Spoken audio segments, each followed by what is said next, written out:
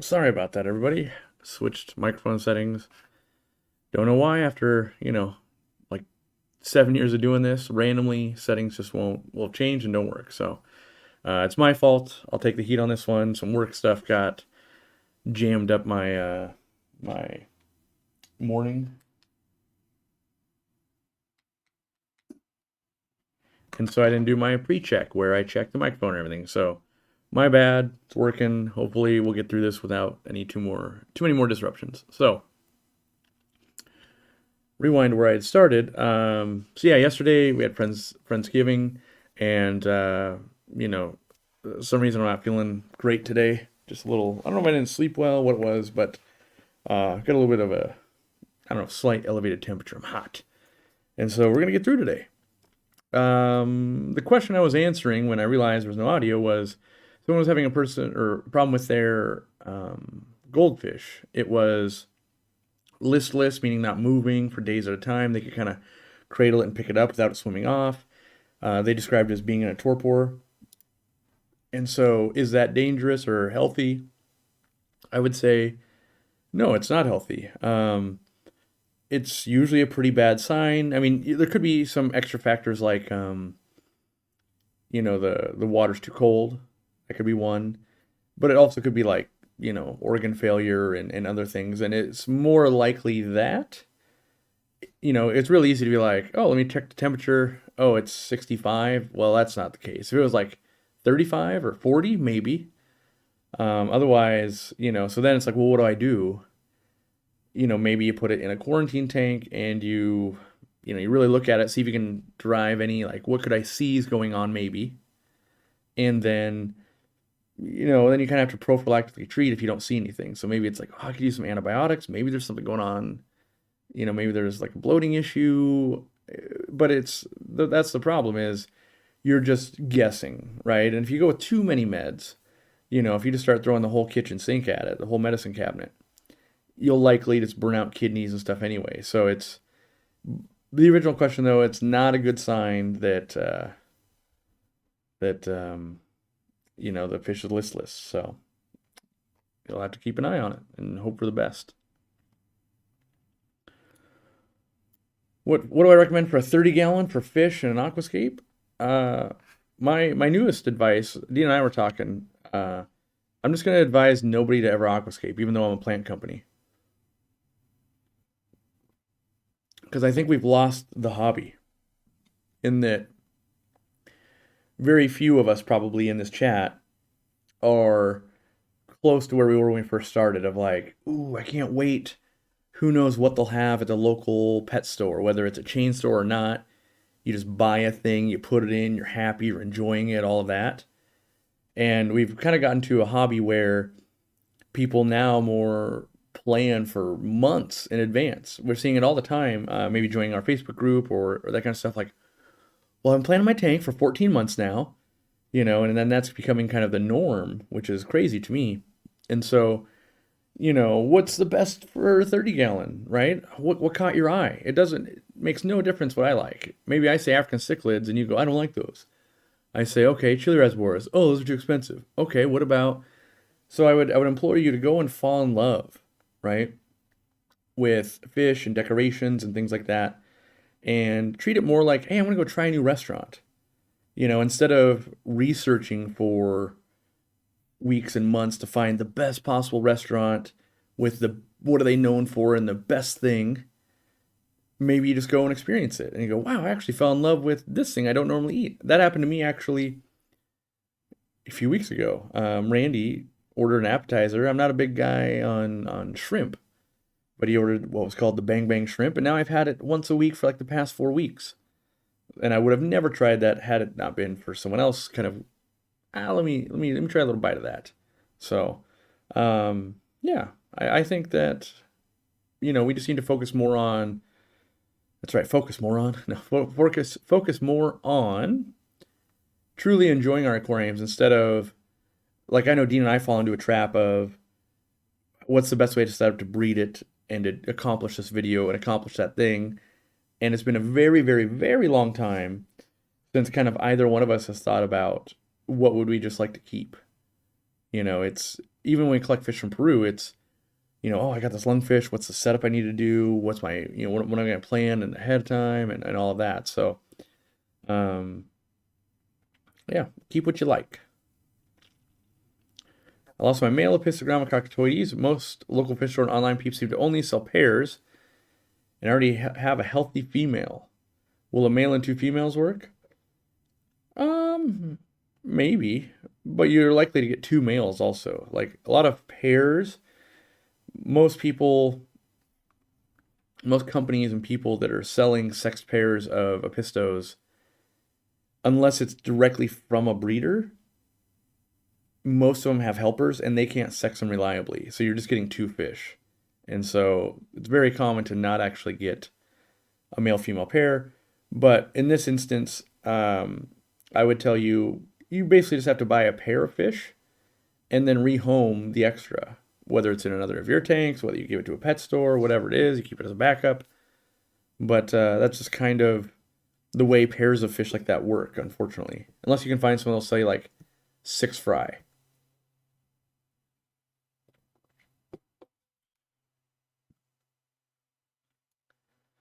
How can I raise my pH from 6 to 7 for a Neocardinia tank? Use some crushed coral.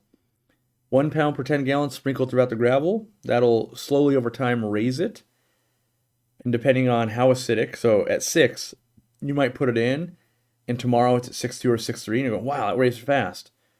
But then, like from 6.3 to 6.5 might be like, wow, it took 4 days. And then 6.5 to 6.8 took 2 weeks. And then 6.8 to 7 took a month and a half, right? And then each time you're doing a water change, if your tap water is more acidic, you're kind of delaying that. But long term, it will kind of balance out if you're not doing too crazy of water changes, which most shrimp people don't.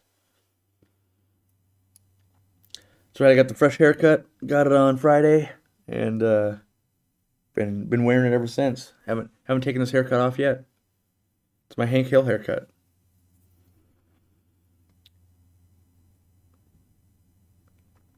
Let's see here. My nitrates and nitrites all of a sudden are going through the roof. No changes to fish or plants. Look at your test kit. Maybe your test kit's old. Maybe it's contaminated. If it strips, maybe it got a little wet. Maybe if it's a liquid test kit, maybe it didn't get rinsed quite well enough. That's where I would start, making sure my measurements are happening correctly. Maybe even take it to a pet store and go, hey, do you get the same readings? And then I would also look really into my aquarium and see if, did a fish die where I couldn't see it? Is there something I've done, like maybe maybe I gravel vac too aggressively or cut the plants too aggressively? Something, assuming the testing is correct, something has upset the balance. And so that's what you're looking to do, is spot what balance got upset here.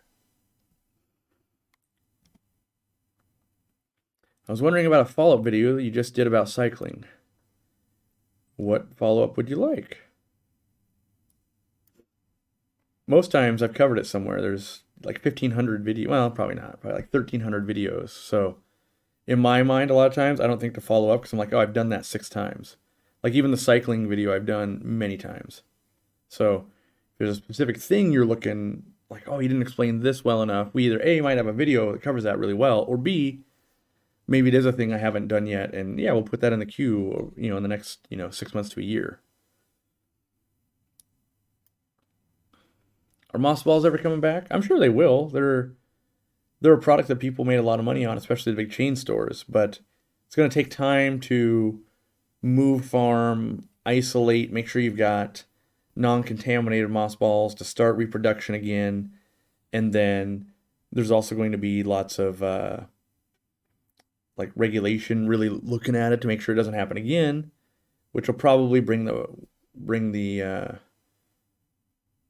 prices up a bit for a while. But long term, kind of is, if people are paying it, the prices are going to stay up, right? But long term, the production of mothballs hasn't really changed, and so they should return. It's just some of the stuff that people don't realize is like let's say we built a fish farm, or not a fish farm, well, even a fish farm, but let's say we built a plant farm and we put $500,000 into it. We wouldn't produce a single plant and have one ready to sell until like at least a year in. Because you've got things like Java ferns and Anubias, stuff like that, that's 6 month kind of grow and attaching time. The stem plants grow really fast, but no orders from a farm just from stem plants. And so, we've been longer than a year, but for a lot of this, like COVID, doesn't really let people start a new business necessarily in another country. And so it might be another year before, okay, they're starting to trickle back in. So I do think we will get them, though, at some point. Because money to be made for people. Let's see here. Are Aquarium Co-op fans Kraken fans? I don't know. Or are Aquarium Co-op employees Kraken fans? I'm sure there's some. I'm a little removed from the company now. We've got employees that I might not even recognize them and know their first name at this point, which is not something I'm necessarily proud of, but it's also to get the stuff I need to get done. I can't necessarily be in the trenches all the time. And so, also, it's kind of stressful for anyone's work if like the CEO, like, oh, they're doing a walkthrough. Meanwhile, I'm just like, yeah, I need some substrate and another thing to film a fish tank. So I try not to bring a level of stress because inherently you can just see people like, boss is here. Let's see.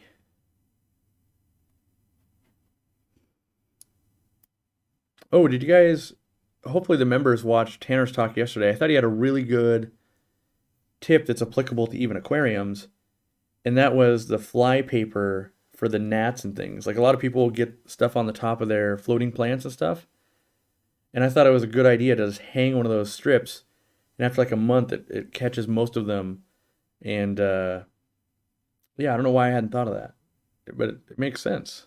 So someone give that a try and let us know if it solves their problem after a couple months. Have I tried Marineland Pro hang-on backs? I personally think they're better than AquaClear and Titles because they're super customizable, internal pump, optional skimmer, and they last a long time. Let me Google it.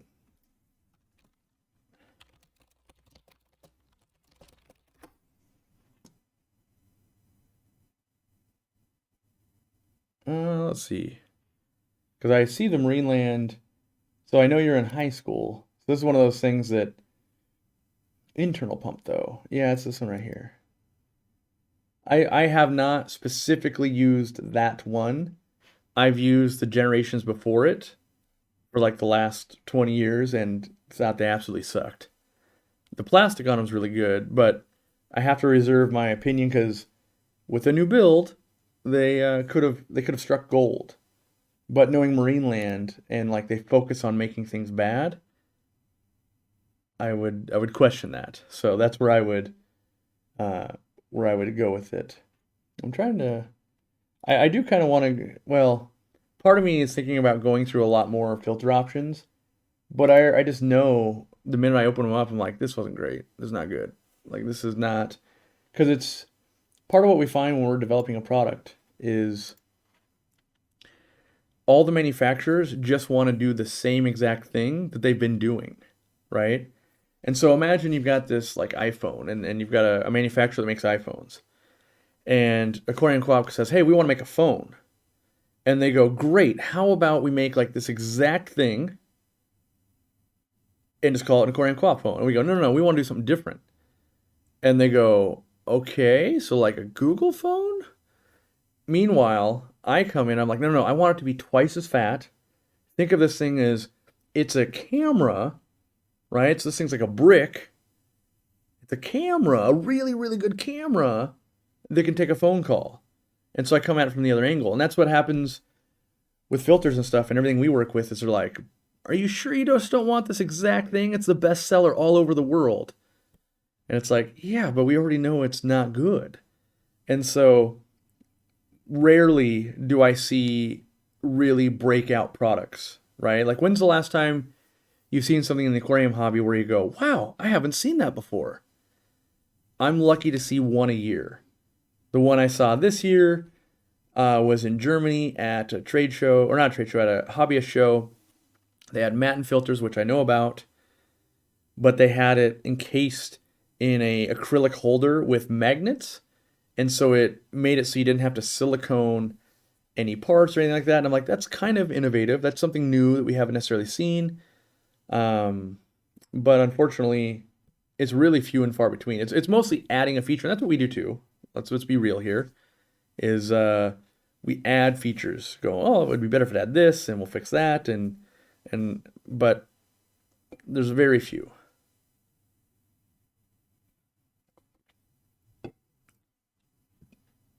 Why do I suddenly want to buy an Aquarium Co-op phone? Because I have an illness. I didn't know I had this until I was designing my own products, but everything in my life gets product tested. Everything. From I, I don't know how it's everything, but I analyze it, and it's irritating because I end up spending a disproportionate amount of money because I'm instantly irritated when I know I'm like, oh no, a better version of that thing exists. This is not that. I should get the better one. And so it drives my company nuts because they can, a lot of times they won't even spot a difference, but I will. I'll go, well, this is the way we're going to do this. But yeah, if I designed a phone, which would take years, right? Because I'd have to learn a whole bunch of stuff I have no idea about. And then it would probably be really cool for what I like, but most of the public would be like, this is terrible. That's one thing that the public doesn't a lot of times understand. When you're making a product, you're not making it for everybody, right? When you make a hot sauce, right? Let's take something that maybe a lot of people have experienced, hot sauce. You don't make a hot sauce that everybody on the planet will think is the best, right? Some people too hot, not hot enough, too smoky, not smoky enough. I like mine to be a little more, a little more pineapple-y or whatever. So when you're making products, you're trying to actually make a product for who will this product fit, and is there a big enough market, and have I made it better for the people that wanted that demographic of product?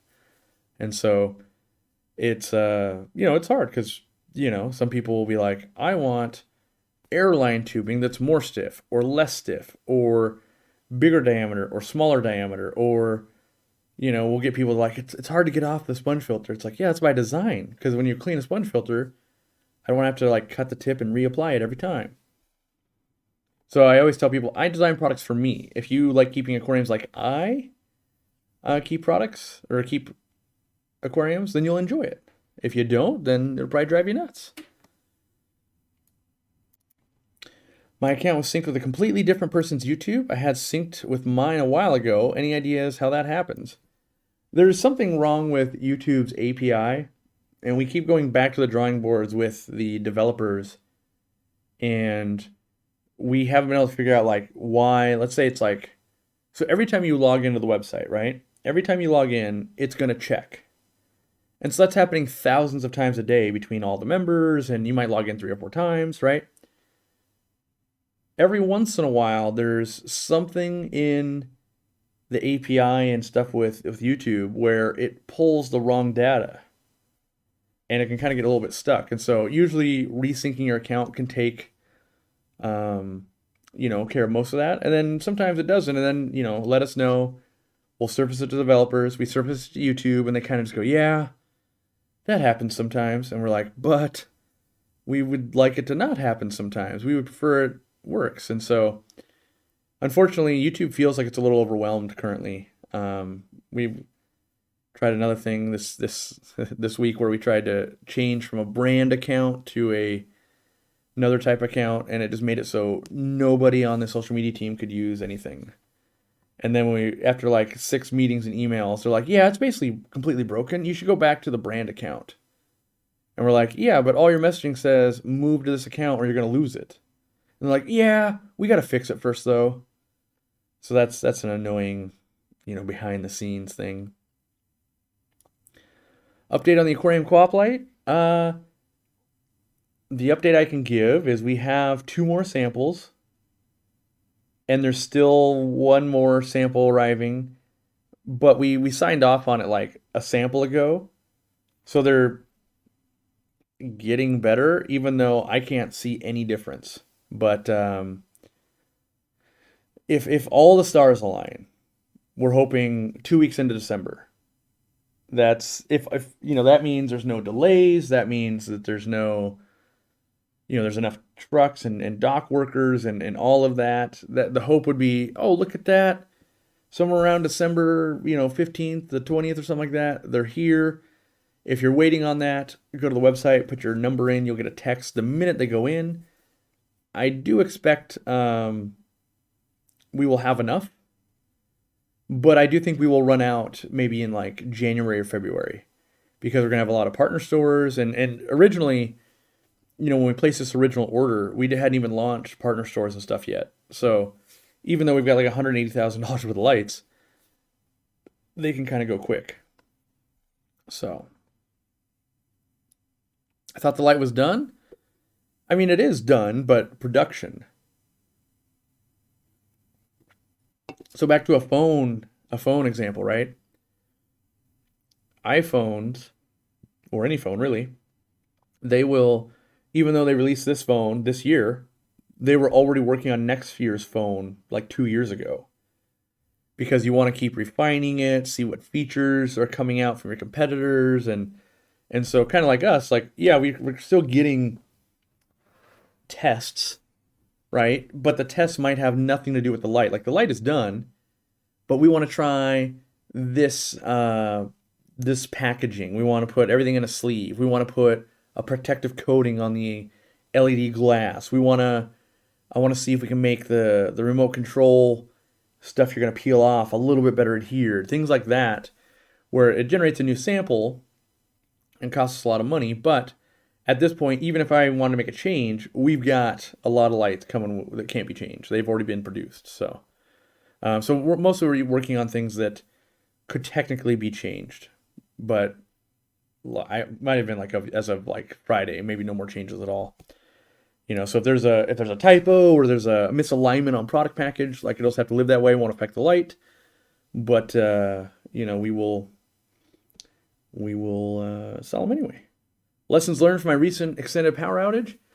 I don't know if you watched last week's, because you were having a power outage, Sarah, but I kind of went over that last week, and the takeaways that I need to write that down right now, actually. The biggest takeaway for me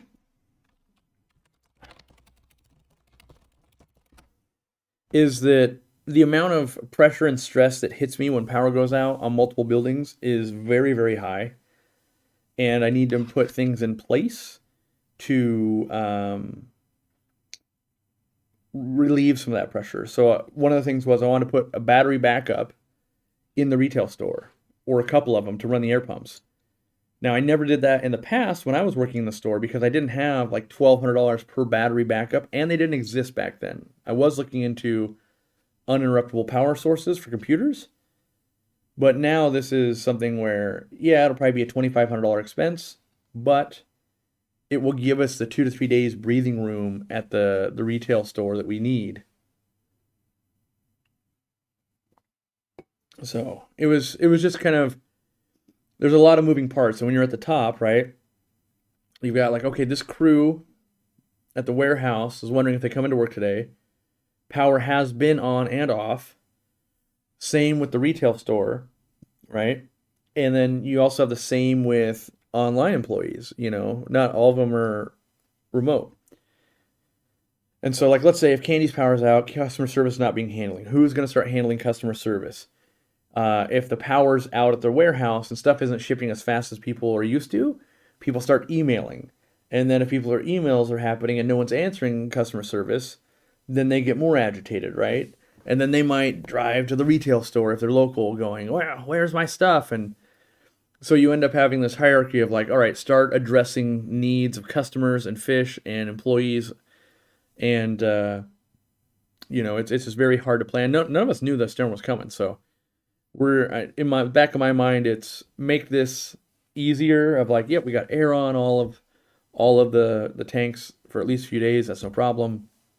And then there were some people that were new, like Brandon at the store, who's now actually manager. He hadn't really been through too many power outages, and so it was kind of like, well, you're going to wait until later in the day, run the generator for a few hours, then you would put it back away, you'd go back home and sleep, and we'll repeat that for as many days as we're going to need. So, are these still being loaded on the podcast? They should be.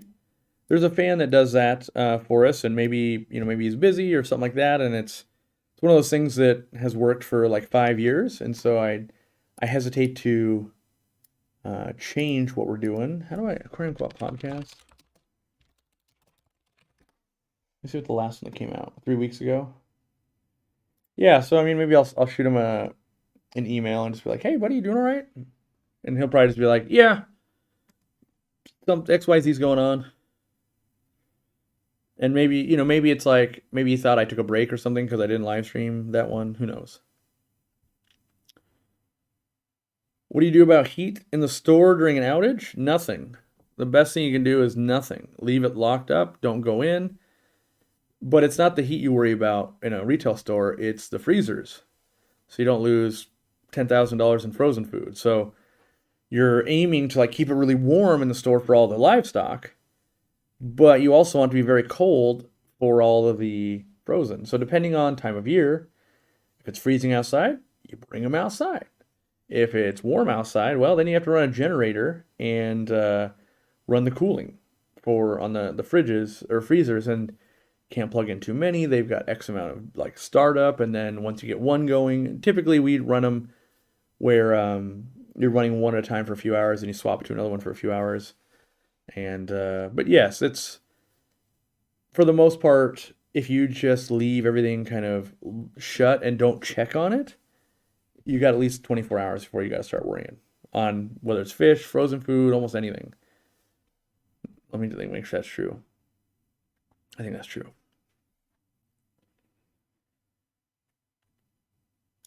Let's see here. When you do a water change, does the old water your garden grow in the summer? Yeah, usually it's gonna have nutrients in it, and you can grow houseplants or your garden. If you have a specific place like you dump the water every time, you'll see it greener in your grass or something like that. Just try not to use like let's say you're using a lot of salt for medication. You don't necessarily want to dump that on your grass. You might kill it, depending on the levels and how concentrated versus how spread out, and if it rains or not.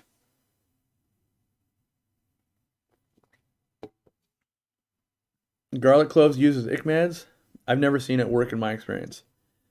There's people that claim it does.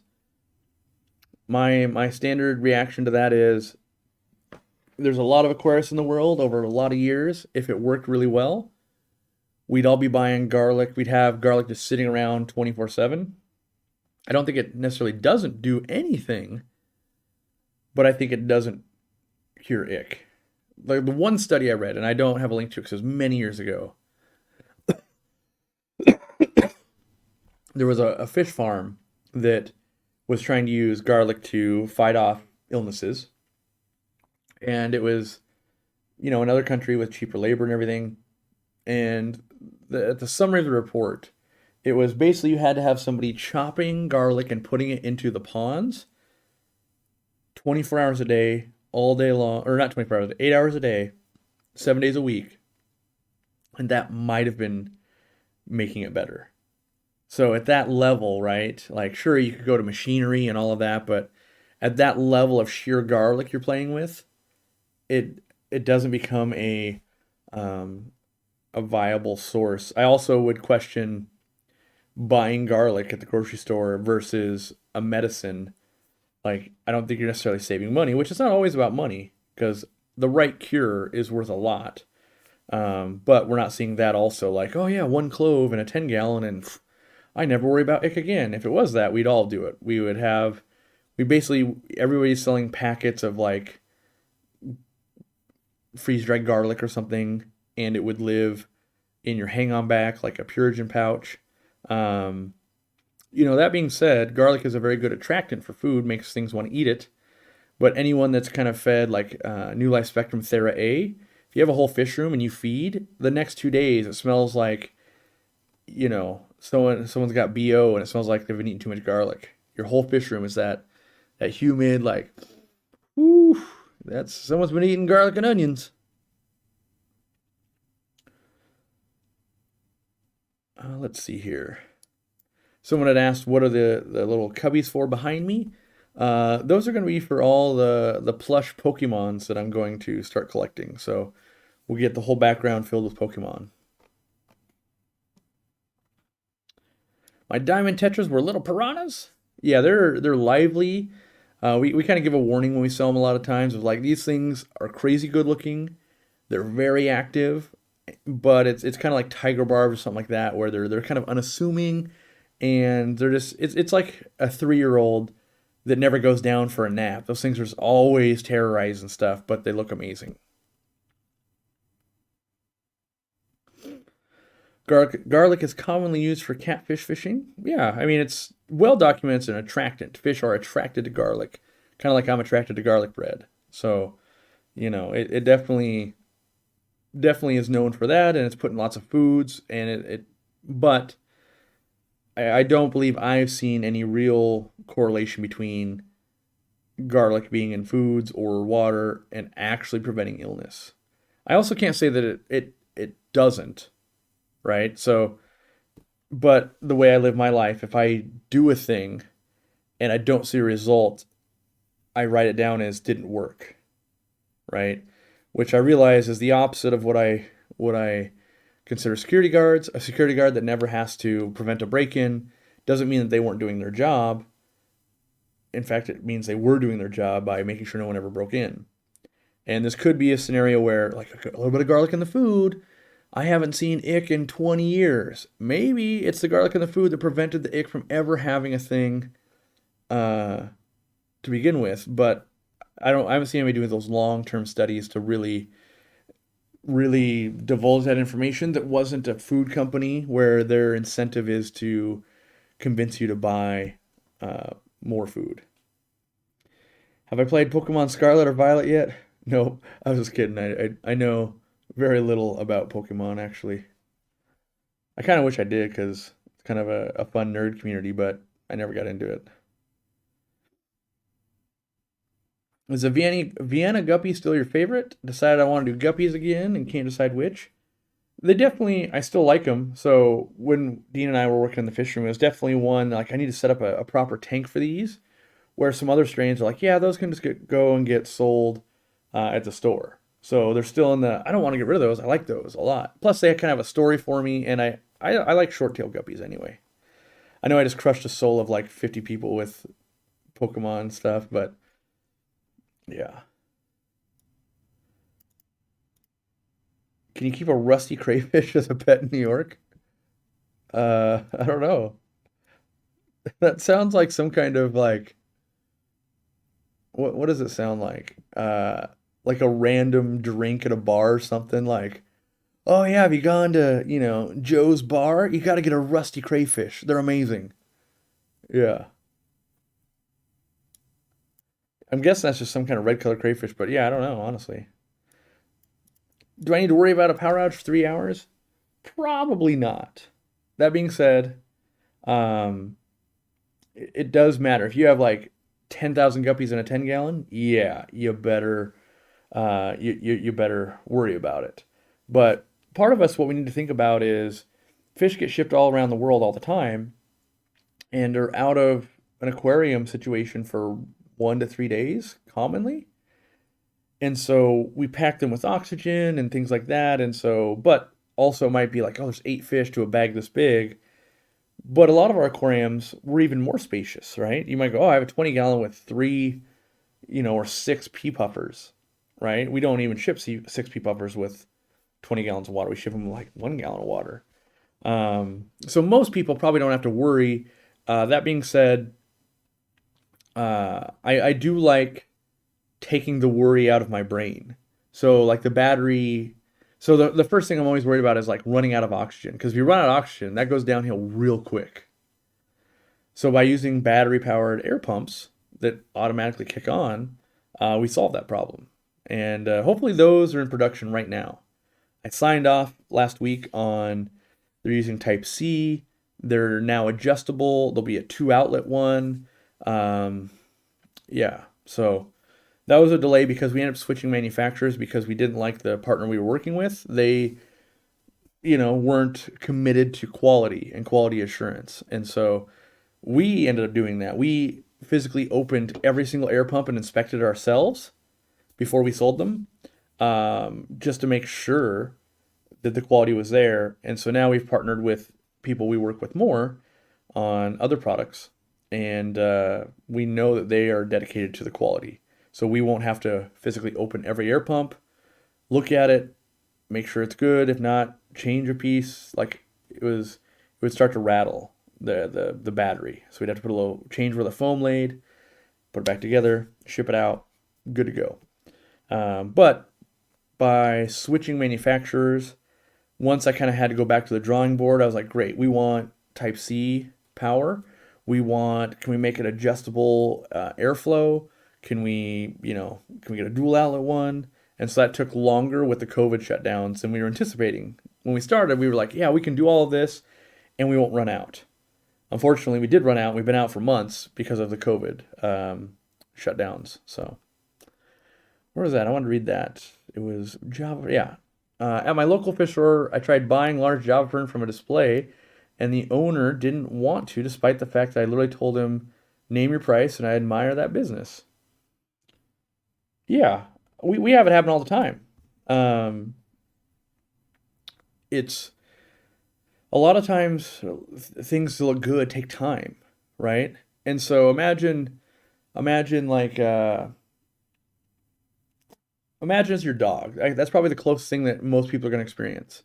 So imagine you got a dog as a puppy, and now it's 3 years old and is trained really well. You say roll over, it rolls over, it shakes, it'll, go get your food bowl, it'll bring it to you, it'll do all the bells and whistles. Like, this dog is amazing. It's the breed you like.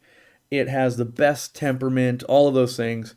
And then your friend goes, name your price, I'll buy that dog. And you're like, but it's not for sale. It's my dog. I've invested time and energy into this. And that's what a fish owner will feel. Like, it happens all the time for me. Like when we reset maybe Murphy's tank, and there's, before there was crypts and there was Java fern and stuff. And it's like, well, that Java fern piece on this rock has been with me for 10 years.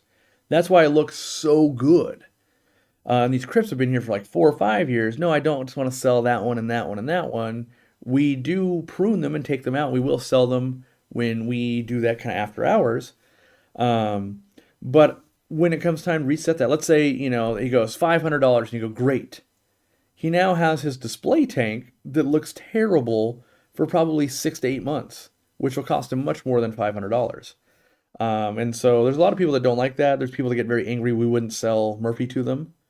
These are people that might not know we're online, and they're just like, you shouldn't have any fish that aren't for sale no matter what, even though we have signs and all of that. There's some people that just don't like to take no for an answer.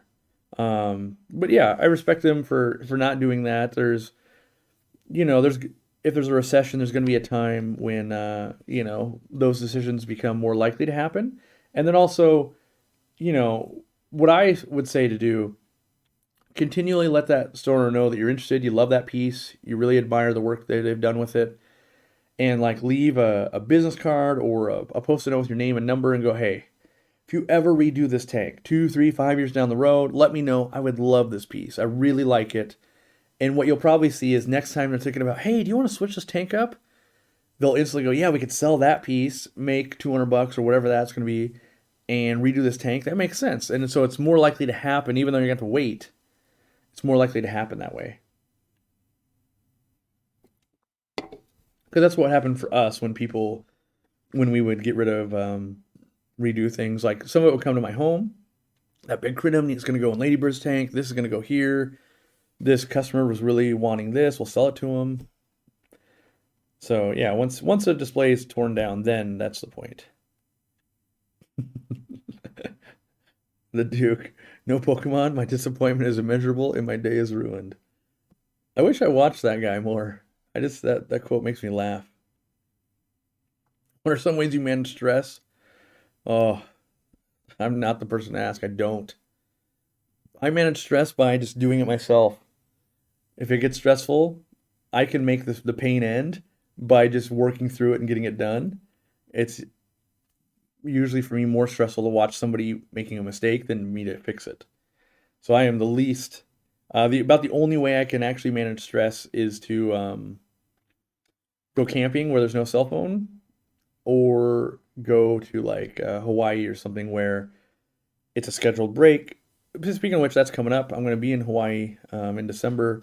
I don't know whether I'll be live streaming or not. It'll depend on how I feel. As in, oh, today's Sunday and I want to go to a farmer's market or something. Nope, not live streaming. Or, yeah, I got nothing better to do. I could sit on the, and it'll depend on internet too. Internet can be terrible, in which case that's not going to be good either. But, yeah, I'm terrible at managing stress. I have a business coach, and for like the last year and a half, we basically focus on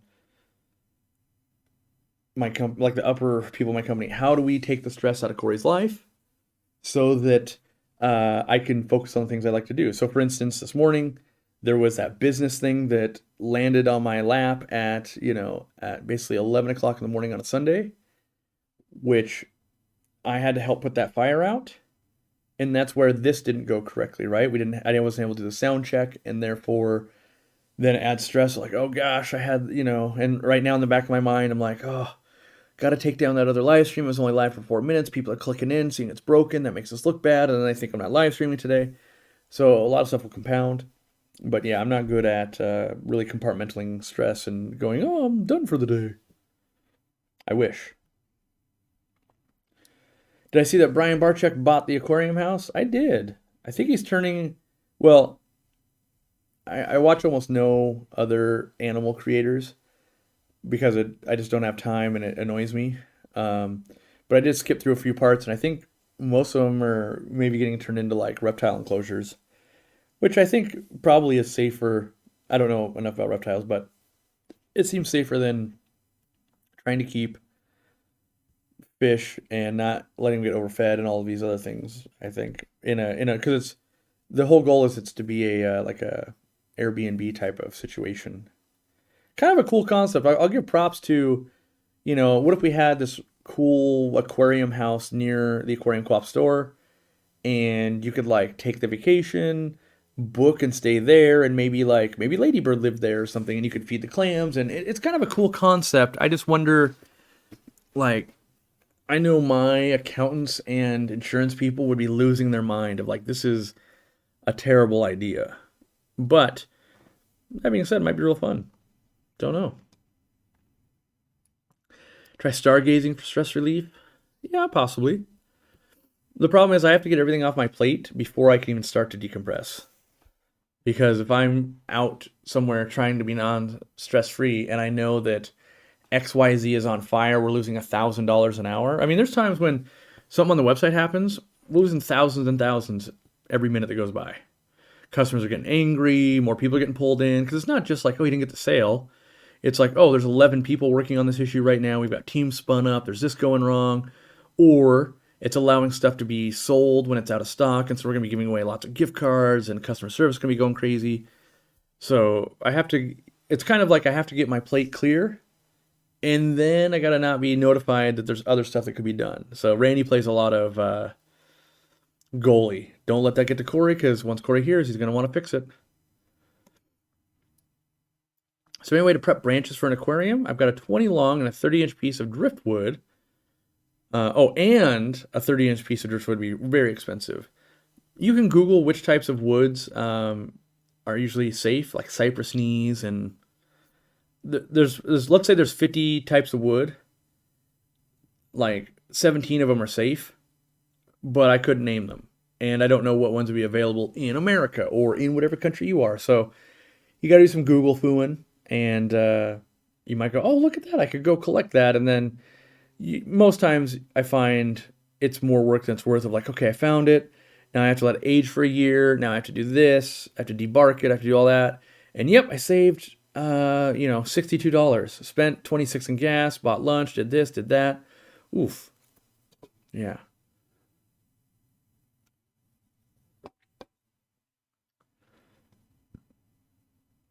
All right.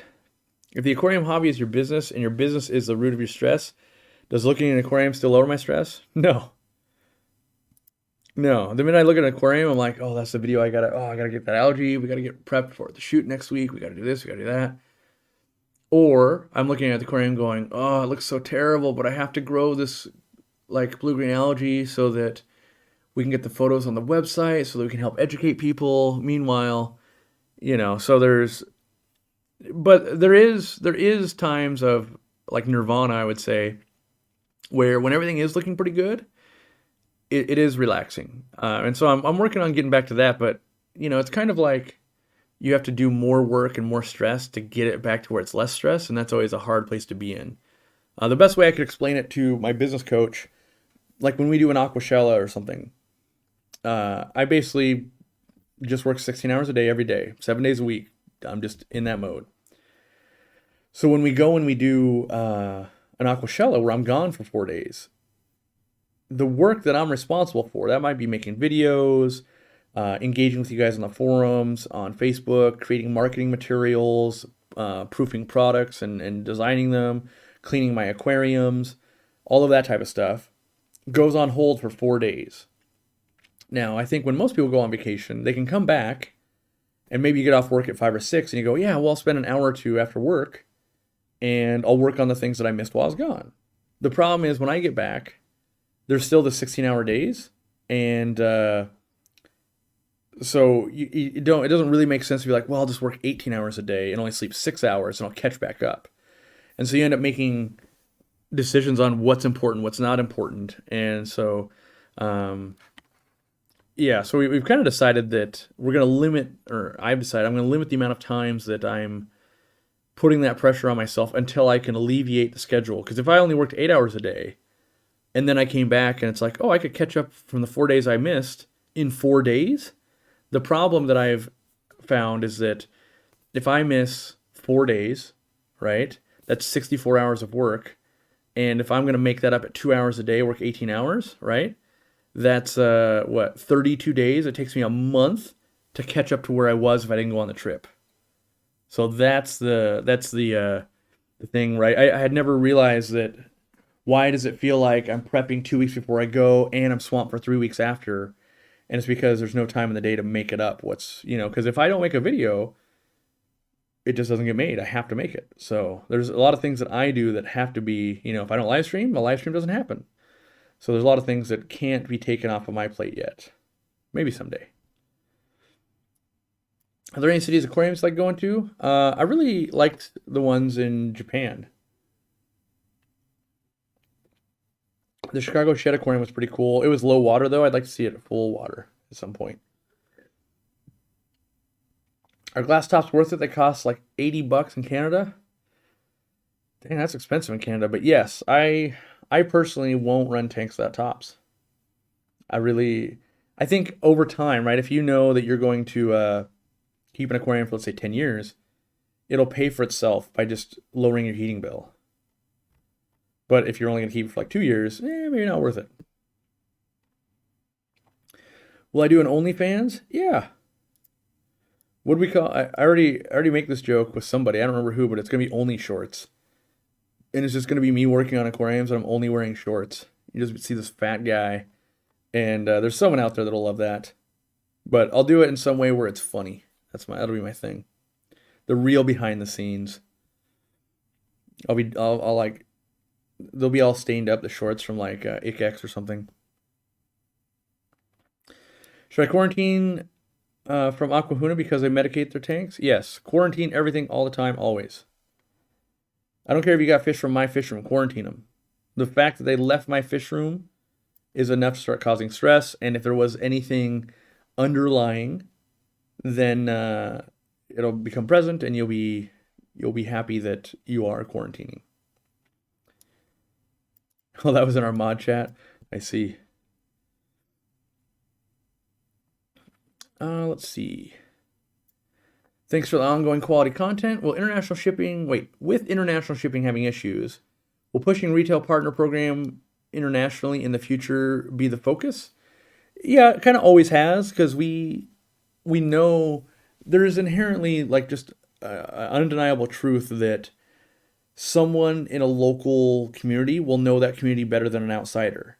And so the way to market, the way the shipping works, the way the customers' trends are, all of that. And so we were trying to basically pull it off ourselves because we have this commitment to quality that's kind of unmatched, but we were failing.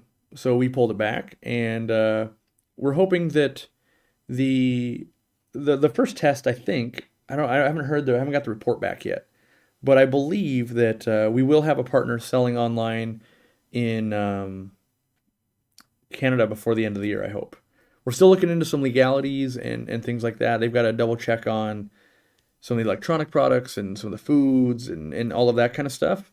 But yeah, that's where we're at so far. So it's always tiny steps, and then we'll see about others. And what it is we like people that approach us where they see the value of Aquarium Co-op. Not that I'm like, oh, you have to bow down, but we do have people that will apply to our program, and they're like, then they get our prices, and they're like, why would I buy from you? And I'm like, oh, because we market all the time and it sells itself. And they don't understand that. They're just going, yeah, but I can buy an Aquatop sponge filter and it's 30 cents less. Why would I buy yours? And it's like, because you don't see that there's a difference, you can put an airstone in it, it's coarse, there's unlimited marketing, it'll fly off your shelf because you won't have a bunch of other people selling it in your area. So we wait for people that see the value in that to approach us and that want to be good partners with the with the fans and the customers. So, because it does, because we have been approached to sell our stuff to a wholesaler in another country. But my fear is that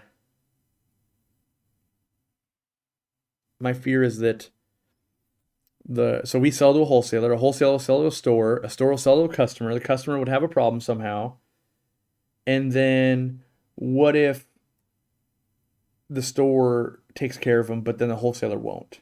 We need it to be very free of, like, if you have a problem with our product, our team will know about it and we'll have made it right.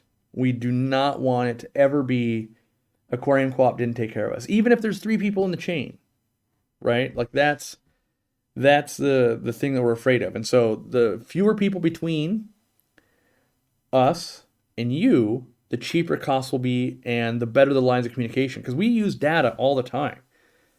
How often do these fail? How often do they ship poorly? How often do they ship well? How many people are buying them? Are people buying Easy Green and root tabs? How many people aren't? And we have all the data in the world where I can tell you how many people have bought crypts from us and have never bought root tabs. And then we can send you guys an email and go, hey, you're not buying root tabs and crypts go bonkers for the root tabs? You might want to consider it. It's called a simp for Aquarium Co-op a few days ago. That's pretty funny. There was another. Have I considered to ship directly from China through AliExpress? No, I haven't. That's not true. Yes, but I don't think it makes sense for our business model. So let's imagine you get a light from us, right? And then you're in a different country or whatever, I don't know, right? But even if you're in America, you get a light from us. And we ship it directly from China to you.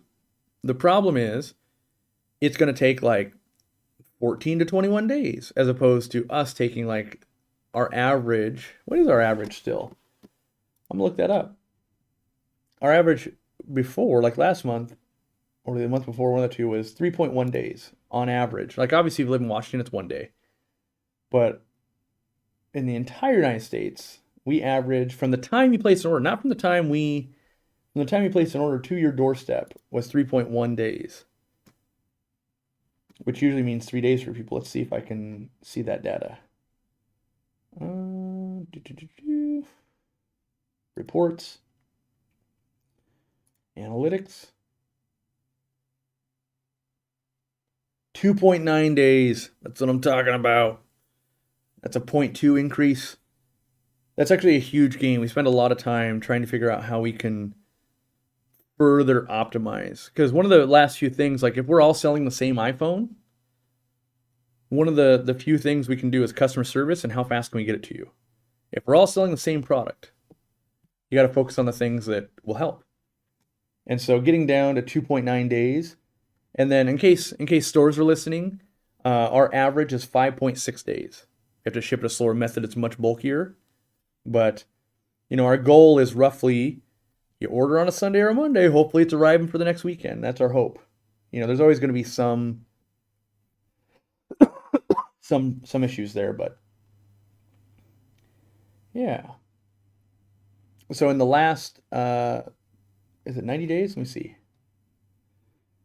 All data since August 22nd. Is that 3 months? I think that's 3 months. We've shipped out 33,000 orders. Not bad. This tumbler is the best so far. I got Betta macrostoma eggs tumbling for 2 weeks. Nice. I hadn't heard about anybody doing that one yet. How's international shipping? Love Easy Green, but my supply is running low. Not sure what I start using instead. If you can't get our Easy Green anymore, I would look into Dennerleigh's V20 or Tropica's all-in-one fertilizer. Hopefully long term we'll get back and we'll be selling it everywhere long term, but in the short term, I hear ya. When am I coming to Australia? Would love to have would love to go wild collecting for rainbows, rads, and gudgeons. I don't know. It's on the to-do list. My wife wouldn't mind going to Australia as well. So mostly just we got to figure out how many aquashellas are we doing. We got 2 different Peru trips that we could be doing. There's other stuff, and at the moment I'm just like, I got to figure out my own fish room, and I'm kind of just telling everybody no on everything and going, I'd rather spend that time cleaning algae in my tanks and getting it back to a spot where I'm proud of it instead of a place where I'm embarrassed about it. Let's see here. Got a dry piece of skin on my lip. I'm new to shrimp. How many should I add to a 40-gallon heavily planted tank? I would add like 10. They'll breed. That's what I would do. Have you considered putting a rock or something heavy in your root tabs? Because unless you squeeze it very gently, or doing the whole method, unless you squeeze very gently, doing the whole method, the dirt falls out. No, because I've used my own root tabs for like 10 years and I don't have any problems. So again, that's both the benefit and the crux of my business is that I design the product for me, and I'm sure I've used more root tabs than anybody ever will, and I don't have problems with them. Of like, you just put them into the substrate, and at worst you'll see a little bit of a gel cap. Doesn't matter though. You know, some people won't have deep enough substrate, or they might be using really fine sand, which I don't recommend either. But for the most part, they just kind of work. And the minute you start changing something, right, at scale. So let's imagine we put a little rock and they sink really well now. Oh my God, my fish ate that. It choked to death on a rock, right? That kind of stuff happens at scale. And that's the problem is we do everything we can to not change products unless we know it pretty much can only get better. And that's a product where I'm like, I don't know that it can only get better there. And so you don't want to make changes in your company where, maybe we sell $100,000 or $500,000, I don't know, of root tabs. You don't want to see that go to zero because we made it better. Any thoughts on the dosator fertilizer dispenser that Tropica has? Yeah, I played with it a little bit. I think it's a good concept, but I don't know how much I believe in the pseudoscience, because their pseudoscience was like, the membrane is specially designed to only let our fertilizer through it. And I'm like, really? Your fertilizer is at a different micron level than other fertilizers?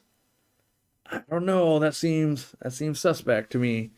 But the concept of a continual slow drip, I do like, and I think the average hobbyist like us, we can probably achieve that easier and cheaper with like an IV bag. And that's like, oh, I spent $14. I can test it. Maybe it works, maybe it doesn't. And then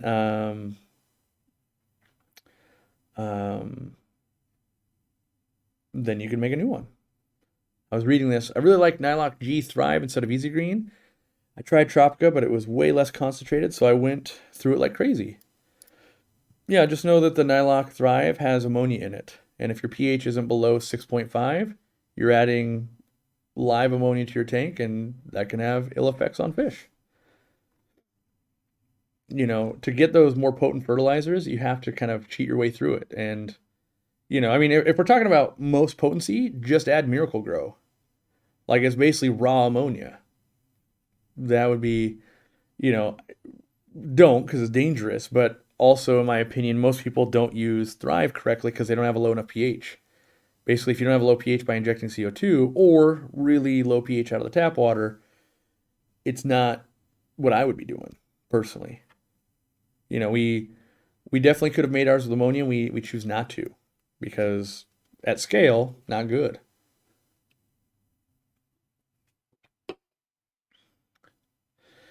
Let's see. Do you add iron on top of Easy Green? Seems like the icon content is low as it reacts to a lot of other fertilizers. It depends if you have plants that are requiring more iron, but yes, there is iron in Easy Green. If I am doing a plant or a tank with, maybe CO2, maybe lots of reds, maybe lots of stem plant growth, there are times I'll add iron, yes. But too much iron, you just make a lot of hair algae. So probably 90% of people should never even think about adding extra iron. But we actually see it's more like 50% of people buy iron because they're just like, I'd rather have it than not. Even though we kind of do what we can to decentivize buying that. Like I would really like it if people could spend their money the most efficiently to give them their benefit instead of like, well, I'll have it if I need it. Like, yeah, but you didn't buy root tabs. Root tabs would have been 500% better than the iron. Like root tabs plus Easy Green, magical. Easy Green plus iron, not as magical. I've made Miracle Grow caps and use them on my aquarium every 6 months. Yep. You can also hop on our forum to people that have done that and all their fish died. Like every chemical in the right person's hands, no problem. Chemicals in the wrong people's hands that don't know what they're doing can be big problems. And so, as a company that's talking and reaching the world, we don't want to be held responsible with like, you didn't explain it well enough and all of my stuff died. Because people like to have someone to blame. And but yes, anyone can go do Osmocote root tabs or something like that.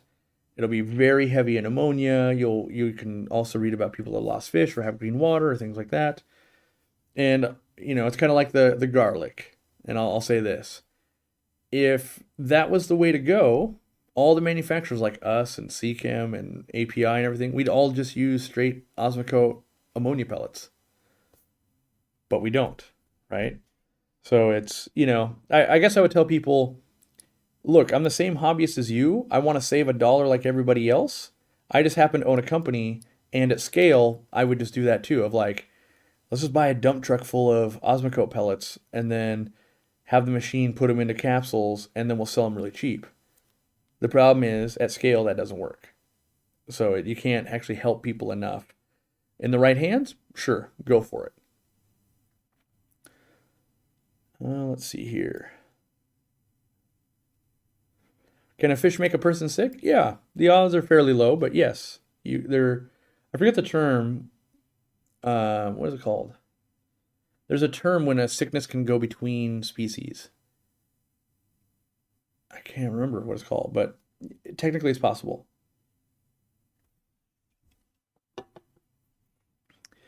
Two squirts of Easy Green and fish water. And I give it to the houseplants. We find it does pretty well with houseplants. Not intended. And I have no idea what a perfect, a perfect dose would be. But we do it as well. Wave makers versus air stones, which creates better surface agitation. Wave makers make a better surface agitation. I suspect you actually want to know which one. Well, that's not true. If you want to know which one adds more oxygen to your water, in my testing, air stones. Which the whole rest of the internet's going, no, that's not what the seven videos of like people, no. And then I go, yeah, I made a video. I tested all the things, spent like 6 months of my life. And I'm always gonna rely on my own testing as opposed to this guy said that's not how it works. Like, yeah, but where's the evidence? No, the guy said. Like, okay, I don't tell you. Zoonotic disease. There you go. What do I think of Seachem Flourish and potassium? If you have access to no other fertilizers, potassium's okay. The Flourish line is so diluted. We were dosing, it was like 17 or 19x the recommended dose to even come close to keeping our plants happy in our store. But we got it for free, so hey, that's why we did it. Any way to auto dose Easy Green on a small tank? Yeah, you buy like one of the Jabo auto dosers. Made a video on that, by the way. Could be done. You just, well, I mean, how small of a tank? If it's much less than, I don't know that a lot of the dosers go less than 1 milliliter. Although you could dilute it if you had. It gets complicated of like, well, you could dilute it. What if you diluted it 10 parts like distilled water to 1 part Easy Green, and now 1 milliliter treats 1 gallon? Or you could take the nano Easy Green, put that into the container. That's at 2 drops per gallon. I don't know how many drops makes a milliliter though. But yes, there's always a way to do something. It's whether you want to sit there and do the napkin math.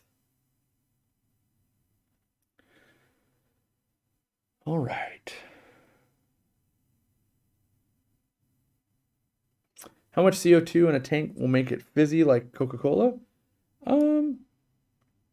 Well, you're not really seeing that in a fish tank. You're seeing it release oxygen. So it's how happy are the plants to do that. I'm actually making a tank that will purl like crazy because I do enjoy that. And you guys will see how I'm doing it. But it might not be the plants you want to keep. So, but it's plants are super happy, release a lot of oxygen. If the oxygen is at max saturation, you'll see that a lot. If it's not at max saturation, you won't see it very much.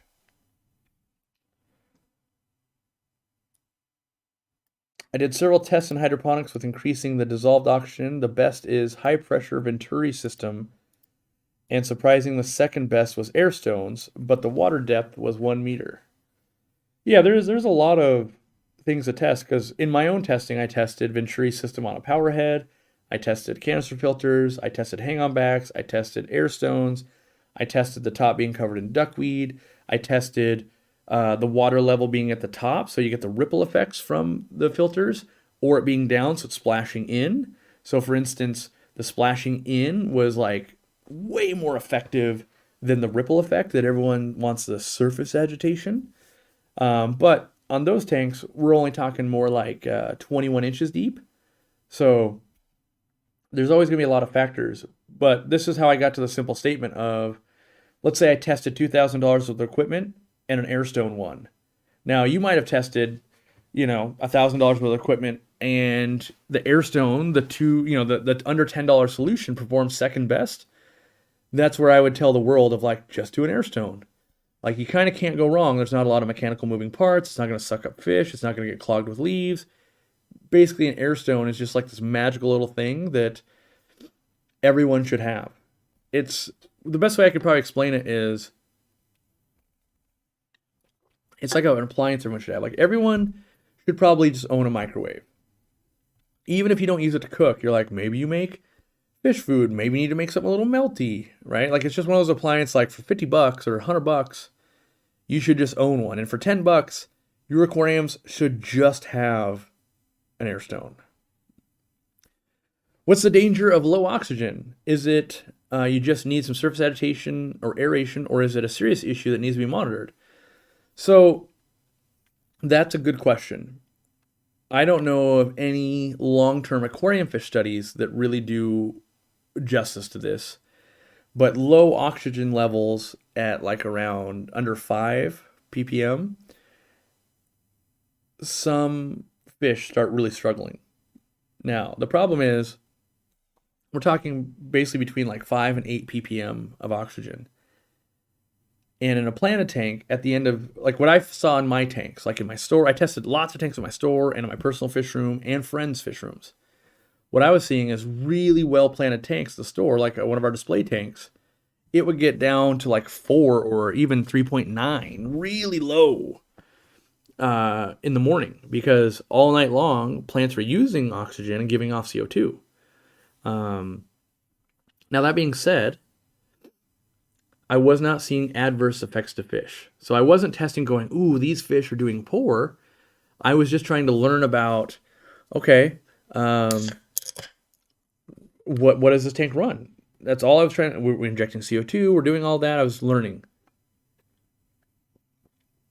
And so here's my thought process, because I don't have the empirical data to just be like, here's this report. You guys should read it. Here's all my conclusions. My thought was, at the end of the day, oxygen level in that planet tank would be super high. Great, right? But in the morning, it was super low. Where could I see us possibly getting into trouble? So imagine, like, what if it, over the course of the night, it gets down to 4? Well, the fish can handle that. What if the power went out or the timer broke and then it dropped to 3, 2, 1? At what point do the fish start, at the top gasping? And so my takeaway was, not only are you getting more oxygen in the aquarium from running an air stone, you're also getting airflow. And a lot of people, their tank will run fine, and then they'll put medications in there, not realizing it changes the viscosity of the water. A lot of medications will cling to the gills of the fish and inhibit gill function. And so we don't want to put them in a situation where, a perfect storm. I'm always trying to avoid the perfect storms of, yep, highly aquascape tank, CO2, we're down at 4. Ooh, that fish has got, I think it has gill flukes. I'm going to dose Prozipro. Now the water has a different viscosity and they're not able to take it in as much. And now maybe they actually are going to die from that. And so a simple air stone, which is at every pet store, it's at every garage sale box, all of that. An air pump and an air stone basically makes it so you can't fail in the oxygen area. There's obviously some extremes of like, well, I put one air stone in the ocean and it wasn't at the right level. Like, sure. But for the most part, up to like 800 gallons, 1,000 gallons, one simple air stone kind of checks a box that you'll never worry about again. And so that's why I run sponge filters too, is like, hey, guess what? That's just an air stone, right? So I get a little bit of filtration and I never have to worry about oxygen again. Well, the power went out. Thank goodness I've got all these battery backup air pumps and everything. It's not a canister filter. It's the simplest way to ensure not walking into a problem very often. All right. Have I ever kept a personal saltwater tank? I have. I think we kept 2. I used to run a maintenance company, and the person that was keeping them ended up passing away of cancer, and the family didn't want to keep them going because they didn't really know anything about it, but it was the hobby that this gentleman had through chemo and all of that for, maybe the last 5 years of his life. And at the point where he was having problems, that's when they hired me to come in and take care of them because he still liked to view them and all of that. And when he passed away, that's when they asked me if I would just take them, and I wasn't going to say no. You've got a grieving family and all that, and so they wound up at my house. And I took care of them for like another, I don't know, a year or more. And then one day, the one main display tank it went milky and everything died. And so I attribute that to my newness. Not that I was that new. I don't know why. It didn't make sense. Parameters were fine. Going, like, we were looking at it at night, everything seemed fine. And then we woke up the next morning and it was just like milk. But I had a lot of fun playing with it. We were growing mangroves out of the top because that was fun for me. Playing with protein skimmers and it allowed me to tinker where I'd already felt like, oh, I'm breeding all these fish and doing all this stuff at the store I worked at before I opened my own store. So it was a new fish niche of like, hey, there's different equipment and different things, and let's go buy a starfish, let's go buy, an emerald crab and things like that. So it was a new, but it was already a well set up tank for a while, and so I wasn't really dealing with aptasia or anything. It was kind of just rock and roll setup. And then we moved the clown over. Well, no, the clown actually was already living there because it wasn't getting along with the other clown. Lived in an 8-gallon bio orb for like way too long. Will I ever do a real fish talk style live stream again? Probably not. It's just a lot of work to line up people's schedules, and yeah. If I didn't have to do videos and other stuff, sure. But, you know, when you have to do something, anyone in any person's life, imagine every Tuesday you have to do a thing and you can never miss it. And you'd be like, I could do it. Like, no, you can't. You miss work. Like, there's things that come up in your life, but that's not how business works. You know, like, people, hey, where was it? You were supposed to do it. And then when you have someone else on the other side that's committed to not missing, you know, it becomes very difficult. And so, the data showed us the shows didn't do any better or anything, even though we added 3x the work. So 3x the work, if anything, they did worse. So, yeah, it was something fun we did, but probably won't happen again unless someone else is doing all of the work and I'm a guest that shows up 3 times a month or something. That would be, I don't have time for that now, but maybe someday. There's some bubbles starting at the bottom of the tank. Is not only to release oxygen, but send into the bubble under pressure hydrogen sulfide and methane gas to surface. Yeah, air stones work on circulation in the tank, so that's a very important aspect to have. A lot of people never think about this because I think people, they tend to like read the instructions, right? They pull up their thing and they're like, hey, here's how you do a planet tank. And it's bullet points. You're like, okay, yeah, I need a good light, I need fertilizer, it says here I need a ADA substrate, I need good plants, and I trim it, and I watch for algae, a monoshrimp, and then they're mostly successful, right? But I see it happen all the time where no one taught them. They executed it, but they didn't learn that, like, so when you put fertilizer in, right? If I just dump some fertilizer in and there's not enough movement, the fertilizer never makes it to the plants, right? So imagine, you've got me on one end of the table and there's cheesy garlic bread and they're bringing it one piece at a time. I'm going to eat it every time. It's never going to make it past me, right? And then down the road, everybody's starving because I'm the stem plant going, ooh, I could eat all the easy green. But if you have a lot of like, oh, the garlic bread doesn't just come in single file, it's going all around and all of that. Everybody's getting to eat, not just me.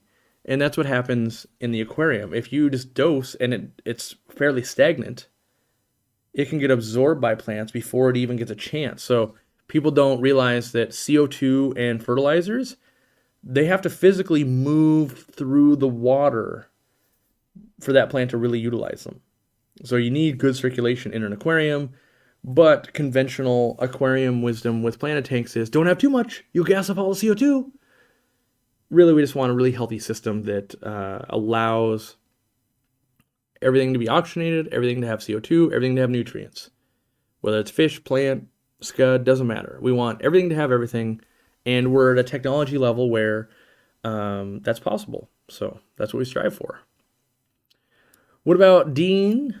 Come do a live stream with you? Yeah, we could, but he was here on Friday. We could have done a live stream then, but we were working on other stuff. The problem, it's not that things will happen every once in a while for sure. But as an ongoing thing, that's what makes it a lot harder.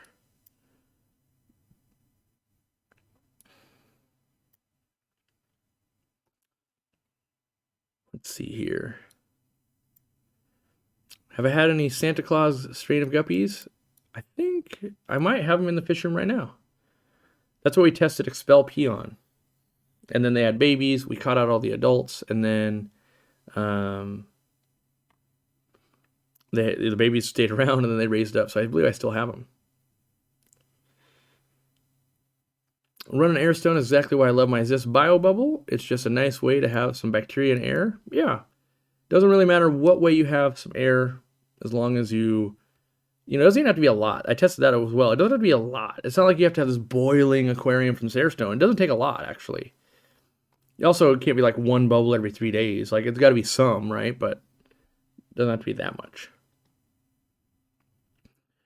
What are my thoughts on dubia roaches for live food? I don't think I've really kept that many fish big enough where I think that makes sense. Maybe with arowanas and stuff, but yeah, I don't know. I mean, I've done wingless flies and confused flower beetles and a lot of live stuff, but a lot of the live foods kind of always come back to me of if I want to feed a really good live food, I'll do live baby brine or adult brine that I breed, and everything else just seems like more work.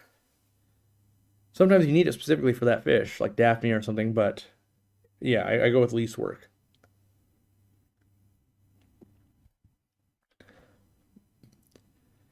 Live stream with Dean while working, like we are there. I want to be ignored. Yeah, that's the problem is, I mean, I don't know. I'm just a broken record. Even if all of you in here were like, that sounds amazing, there'll be 500 other people that show up and like, he's ignoring us. I'm so angry. I'm never shopping with Aquarium Co-op again. So even if you try to do something good, there can always be consequences of like, dang it. Got some ship plants recently and had a ton of brown leaves was likely a cold temp shipping issue. Could be. If they're from us, email us. We'll get them reshipped out. So the problem we run into is weather can change, right? So let's say you place an order today and we pack it tomorrow. Technically right now, if you place it right now, our algorithm is going to look at the next week in the forecast and make a judgment call. Tomorrow, we're going to pack that and we're going to hope for the best. Could be 2 days from now, snap storm. Could be hot, could be cold, any of those. And so, during the winter, there's probably like, I know we'll have the stat somewhere, I just don't know off the top of my head. Let's say 7% of orders. That sounds too high, but I'm just going to pull that number out. 7%, they're like, oop, had a problem. We just reship those because it's not worth like not shipping plants, the 93% that have great experience on the 7%. And usually, and I say usually our algorithm will get it right the second time of like, well, it's unlikely that the crazy storm will happen again, and therefore the weather pattern will hold and those plants will arrive alive.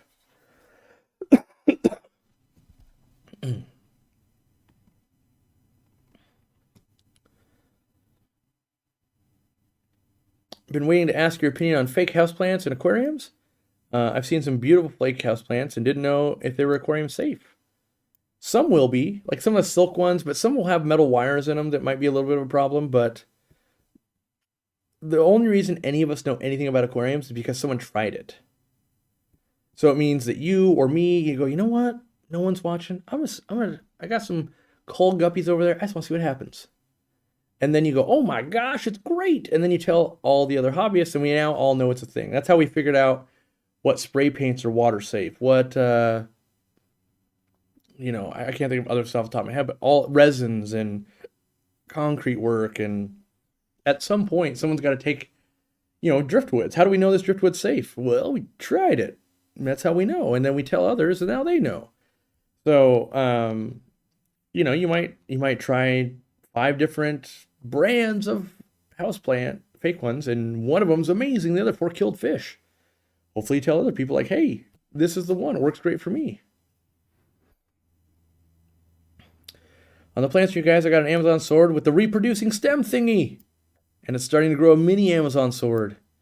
Yeah, so if you put a lot of root tabs under the main sword, so what that thing's called, it's called spike. It sends its spike out, and it'll start growing a baby little plant. At the beginning, it'll just be a few leaves. And then over time, that'll get a little bigger, and then it'll start making a little bit of roots. You can do a couple of things. You could try and touch that down to the gravel so it can start feeding, or you can continue to let it be fed from the mother plant. It'll probably continue on, and basically like every section like that, it'll just make another one, and another one, and another one, and eventually it'll just go out of your aquarium. So at some point, I like to let them get fairly big and have a decent root structure. That's when I'll cut them and plant them or give them away or something like that. And so I find that to be a very rewarding experience, by the way, giving them to other aquarists or just populating other tanks. So you really feel like, hey, I just made another $7. I did that. That's the enjoyment I get out of breeding fish. Like, hey, I made those. So yeah, I mean, that's glad to hear it. We baby our plants as much as we can at the warehouse, knowing that we don't get that long with them. So we just try to set everybody up for success the best we can, and we hope that everyone has success. What air stone do I recommend? I use the Zis ones. I want to design or build or a different air stone, but I haven't found a manufacturer that can produce the quality I want. So I've got prototypes somewhere, but they weren't good. Like I can't put the Aquarium Co-op name on them. People are like, these things are a little woo. And so yeah. I'm trying to think. It's on my to-do list. Really, this is an item that once I can go visit more conventions, I'm gonna find someone that has done what I want to do. I don't want to have to like spend the next 8 months of my life perfecting an air stone when I could like we'll find it in hydroponics, or we'll find it in saltwater aquariums, or we'll find it, because even if I make the best thing, I have to test it with all of our air pumps. Because there's, like let's say you get a bamboo one, it needs very high pressure for it to work. It's not going to work with a lot of air pumps. So, and also, even if I had the best air stone today, it's a year of testing it before I can, because what happened to us, I'll be honest. The Zis air stone, we used to call the Never Clog air stone. It was amazing. And it had blue pads. And those pads were a little more coarse. And I was able to run them for crazy long periods of time, no plugging at all, no problem. Then when Zis launched their CO2 products, that has a finer green pad to it. They then discontinued the blue pads on the air stones. The air stones still work, but they take a bit more pressure, and because of the finer felt, they can clog up. So I had to take the never clog thing off of it, not because I wanted to, but because the manufacturer changed it. We told them, don't do this. When you change products, they get worse. No, it's the same. And then a year later, we were like, but now they can kind of clog. They're easy to clean, and you get extra discs, but they had a perfect product. And that's what I hate. I hate when a company takes something that's perfect and they say they could no longer get it. I guarantee it's like, we just buy the green one, we're going to save a penny a unit. And now that started me down a path where I was trying to design my own. I haven't perfected it yet, so I haven't released one yet. But yeah, it's unfortunate. So we looked bad, right? You call it the Never Clog air stone. Like, well, it was for years, and then it wasn't. So, have you ever seen the glass bead air stones? Cordon makes them. Probably. Are they the ones you can clean with acid?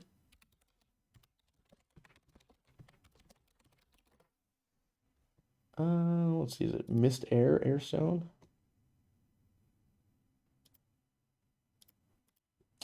I feel like I've tested these.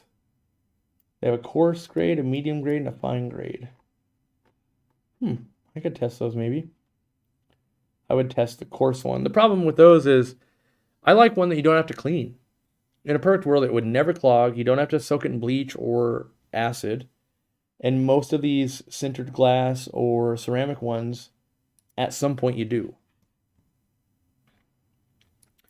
Problem is they clog, you don't notice, and the pump burns out. Yeah. Or you could have one that's a really fine mist that creates backlog on the pump, and then it leads to like, oh, that pump failed at 9 months instead of 4 years.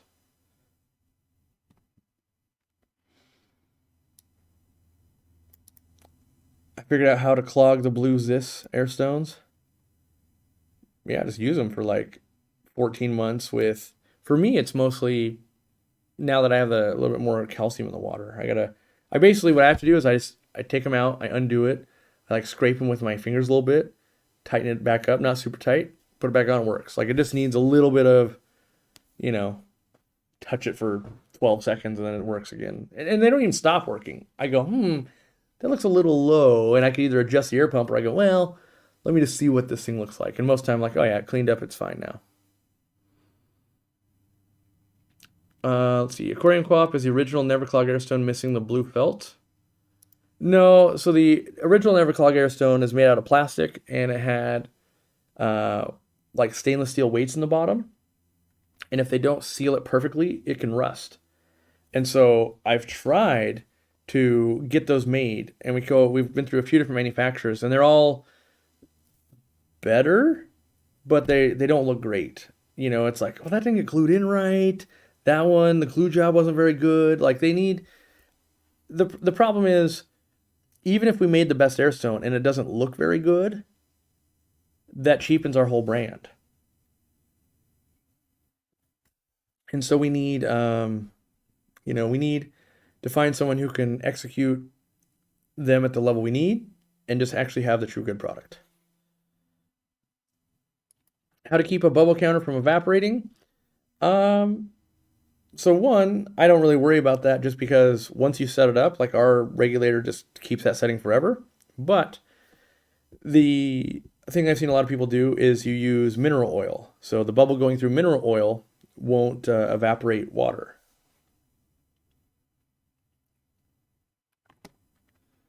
That's how I clean my Zist too, but once they need a cleaning, I find that they need to be cleaned like once a month. Yeah, I haven't had that situation yet really, but I have the original Zist no clogs I've been running for 5 years. It's still never clogged. Yeah, that's what's maddening. That's why, internally we kind of have positioned ourselves where we're just not going to work with other companies because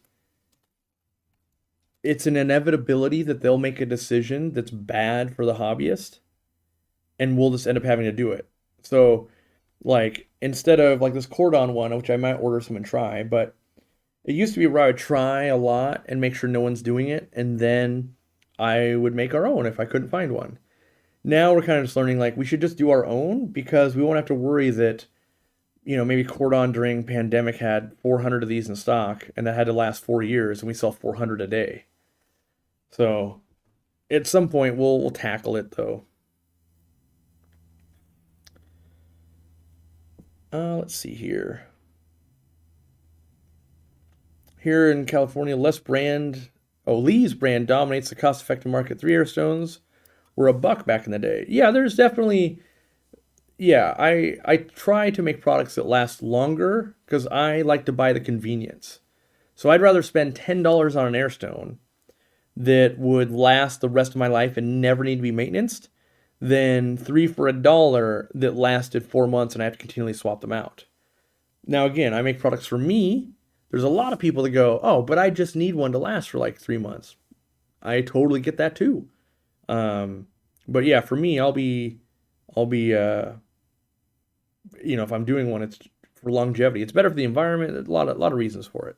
So, whatever happened to 3D printed airstone attachment? I've actually got some new ones to test that, if the Duke is still in here. I haven't even hooked them up yet, which I feel guilty for. I basically just need to spend time.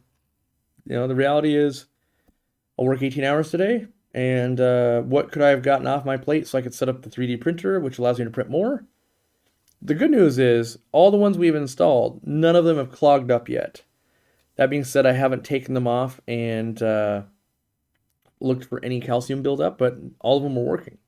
So that we've at least starting to get some of the longevity data back, which is good. Part of the problem we have, though, is you can 3D print them, but we're not sure you can injection mold them.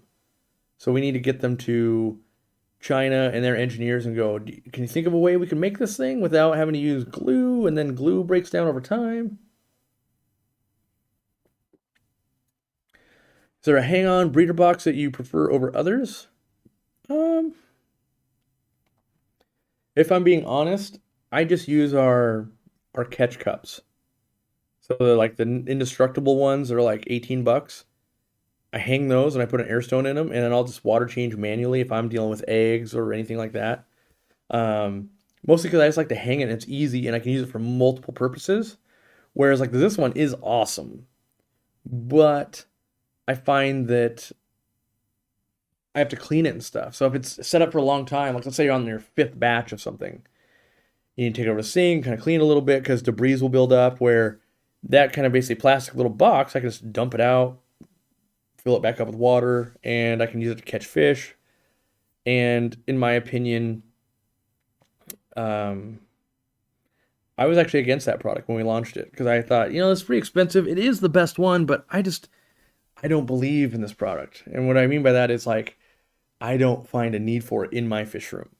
Dean loves it, but I'm the guy that would, when I would, let's say, raise African cichlids, like just put the eggs in a net and have the air stone under the net. That'll tumble them, right? And then same thing. So I'm a little bit more crafty, I think.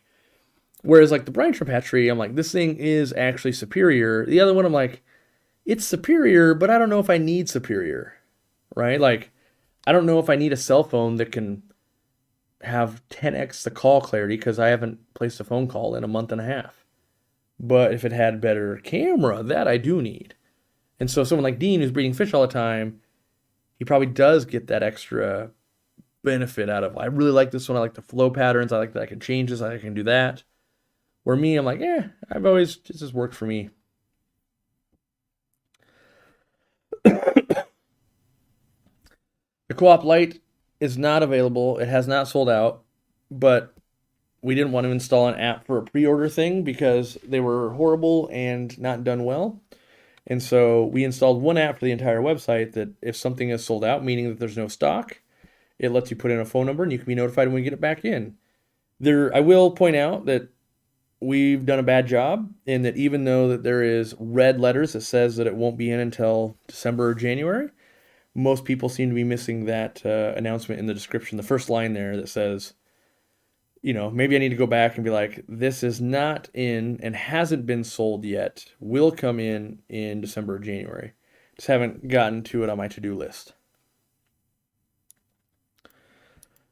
Let's see here. What Pleco breed do you recommend for a 55-gallon tank? Just grab yourself a bristlenose. I like them.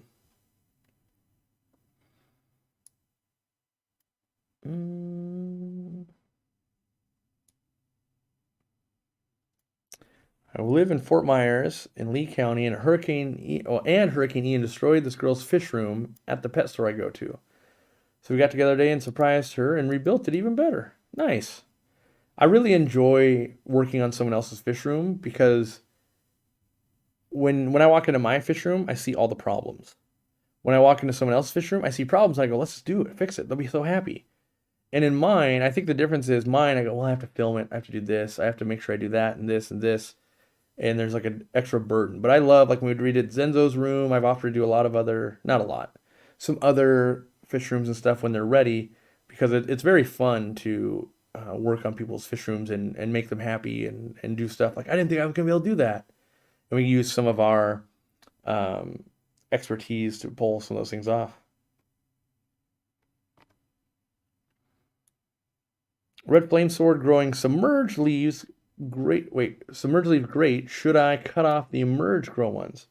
I never cut off emerge grown leaves because they just consume the nitrogen out of them. So in my brain, the way I work it is, let's say there's 5 leaves that are going to melt back and provide the nutrients to the main mother plant.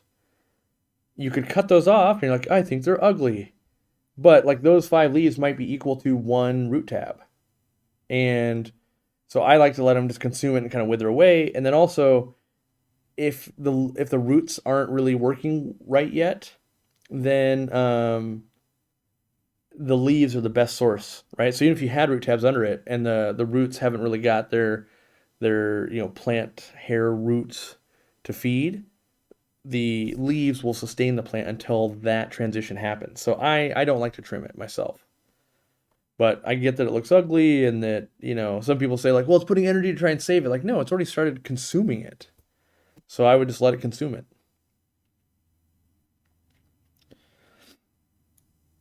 Can I keep a redfin shark in a 40-gallon? Yeah, probably. Are 2 bamboo shrimp and 5 quarter cats enough for a cleanup crew in my 55-gallon? Sure. I don't really believe in cleanup crews, but can you keep those in there and feed them? Yes. You should be feeding, fine filtered foods to the bamboo shrimp, making sure that the corridors get, wafers and bloodworms and other things. Will they, with cleanup fish, think of them like they're dogs. Will my dogs eat stuff off the floor? Yes. Will I eat an M&M that I drop off the floor within 5 seconds? You better believe it. But in general, we still feed our dogs every day. It's not like, well, we had Friendsgiving yesterday and there was extra crud on the floor and you ate it. Like, yes, they're going to eat that and that is a help, but we have to dedicated feed all of our animals every day. And so, you know, even though they're cleaner fish, they got to eat every day. So, are they enough? Yes. If you like keeping them, great. If you're only getting those to clean your tank, I would say, well, maybe you just get something else then if you're not thinking they're the coolest thing on the planet. You can help me build my new room. Don't worry, once I get rid of this 18-hour a day schedule, I'll have some free time. So like a lot of people ask me to be on their live streams and stuff like that, and I say, first, let me at least get my own live stream back online. And kind of same thing with the fish room, like before I'm working on other people's fish rooms, I gotta work on my own.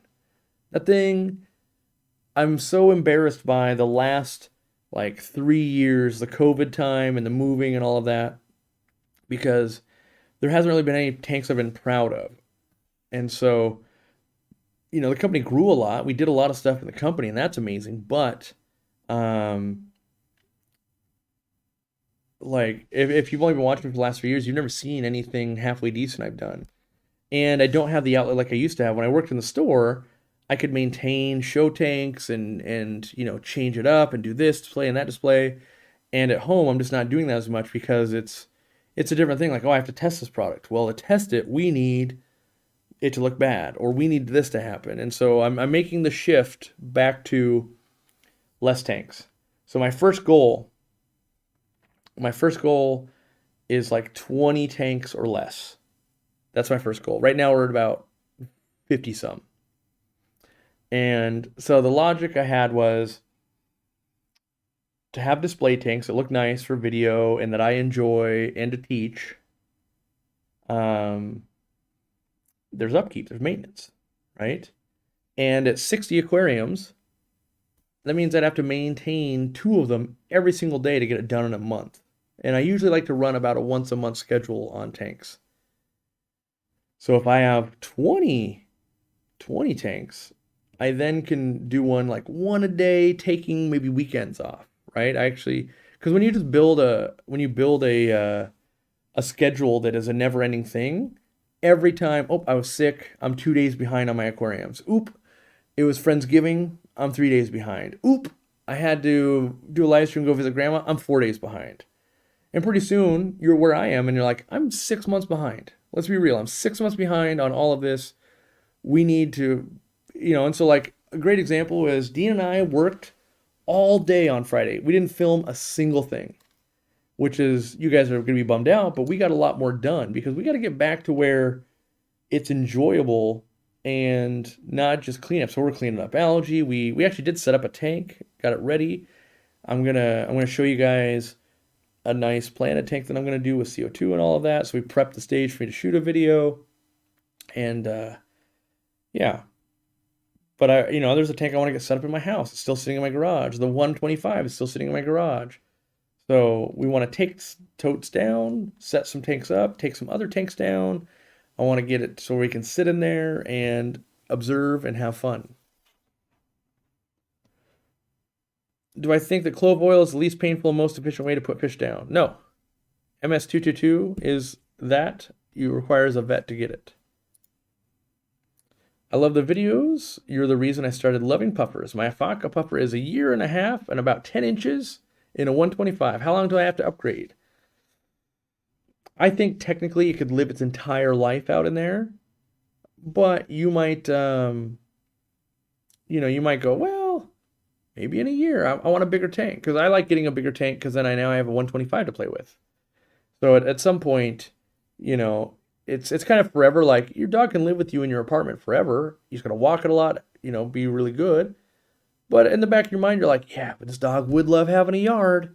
And when it makes sense, get yourself a yard. What do you recommend for a tank mate for cherry shrimp? And what kind of test kits from your site would give me the most accurate reading? We've got articles and videos on cherry shrimp tank mates. I would probably do something like, what would I do? Like clown killies. I really like those. And as far as what's the most accurate from our website, I'm biased, obviously, but our test strips, I I made them by testing with scientific grade solutions. They work really well for most people. That being said, there are some people that have some stuff in their tanks or their water systems that don't jive with ours. We haven't really been able to figure that out yet. It's not the minority, or it's not the majority, it's the minority. But I would tell you, I like test strips because they're quick and easy, and I'll do them.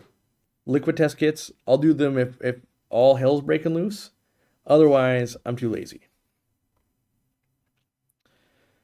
I'm stopping at 20 tanks. I get stressed when behind on the schedule. Yeah, and that's the thing. It's just a layer of stress. Like, you know, we had Friendsgiving. And so, I spent time over the week cleaning up the fish room so people could see it. They ended up not going in, but it's still stress. And then, you know, like the week before, the trees and the power were out, right? So it's like, we were meant to film with Aqua Pros. We were meant to do some stuff. Did none of it. And so I need to get my life in a situation where something going wrong, I have time to make it up. That's where I have to get the life of like, oh yeah, something came up. I had to go to the emergency room, didn't clean the tank. Great, I'll do it next week. I got time. The problem is right now, anytime something's missed, there's no time in the schedule to make it up. So that's the problem. Got to get to where plenty. Remember that time I choked on all the cheese from Papa John's Pizza? I don't know if I do. I probably will if we talk a little bit more, but I'm trying to... I don't think I do. I need a to-do list. Wait, I need to do a lot in the fish room, and I can't find nothing. Yeah, I mean, I've just been saying no to more people, like Extreme. I've got like 11 different test foods out there. I'm like, nope, can't do it. Because I have to feed them all, and then they're spread out over the counters. I can't show them on camera, so I got to clean them up before I go film. So I'm just saying no to more things going, I need to spend time with my tanks.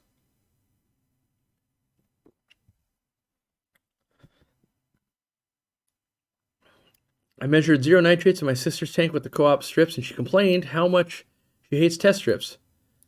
She pulls out the master kit, 0 nitrates. Shocker, right? I mean, I get it. I totally understand that test strips for many, many, many years were seen as not reliable and terrible and all of that. And I get it. 100% I get it. I also get that a liquid kit or a digital meter is going to be more precise than a test strip. I understand that as well. Just like I know if I have my water analyzed, if I shipped it away for $200, it's going to be more accurate. I get all of that. My goal was purely to, how can I get something we can use every day in our fish store and in my home that's reliable and fairly accurate? And so I started with that quest, and it was really easy. You buy scientific grade solutions. Here's a pH, here's nitrite, here's X, Y, and Z. And you go, this says it's supposed to be this. Magical, it is that. Okay, let me test my tanks. That seems about right. Let me use it versus the liquid test kit. Yeah, there's a little bit of difference, but it works. I'll add that I don't trust myself with just the strips. Yeah, I mean, for me, it's the quick test of like, let me take a look. It's pretty good. Or like, ooh, yeah, okay. Like that's how I caught that my water changes throughout the year. Of like, some of the year it's soft, high pH, but no minerals. So I might have to start adding crushed coral to all my tanks, even though I'm on well water. But it was because of the strips. Otherwise, I would have never tested hardness because there's rings around all of my aquariums and glass tops of calcium. I would have never broke out a calcium test kit ever. But because it's on the test strip, that's how I saw it. Like, whoa, what is going on here? And when I told Dean, he's like, oh, maybe the plants are eating it all. I go, no, I tested tanks that don't have plants at all. Same thing. Oh, that's strange. And I test my tap water. Oh, that's strange. So, yeah, I find it to be a useful tool, but not the end-all be-all. Do they make a digital nitrate meter? I don't know. Sometimes I do research and then I realize the level of calibration you have to do, and then I just, in my mind, it's gone. Anything that I have to calibrate with a solution every time I use it, I'm like, yeah, I'm not doing that. Yeah, there's an American Marine pinpoint nitrate monitor. That's why none of the systems pretty much are ever going to work that monitor your system 24/7, where it's like ammonia, pH, oxygen, nitrates, all of that, because a lot of them have to be calibrated fairly often. They're not a set it and forget it type of thing. And if I have to recalibrate, let's say the nitrate probe every week, at that point, I may as well just use a test kit.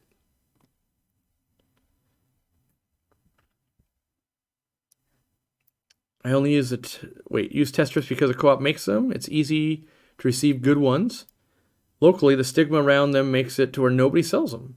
And know this, there's a lot of companies that make test strips that are actually terrible. Because I tested them all because I didn't want to make my own. I was like, this is going to be hard. This is not my strong suit. A lot of chemistry I don't know. Let me just find a good one. We'll sell that one. But I couldn't find a good one. That's why I had to go make it. Have you ever tried Burger King Stacker Sauce?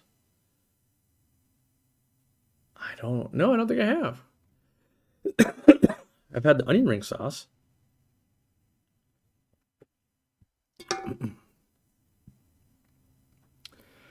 What do I do about tailfin damage in my guppy tank of some of my mouth?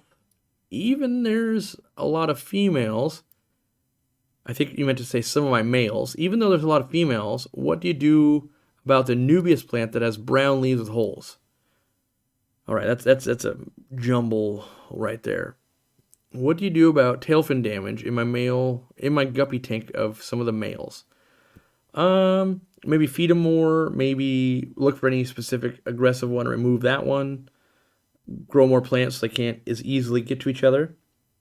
And then as far as a nubius that has brown leaves with holes, you can look at our guide to deficiencies, but it's probably missing like some potassium.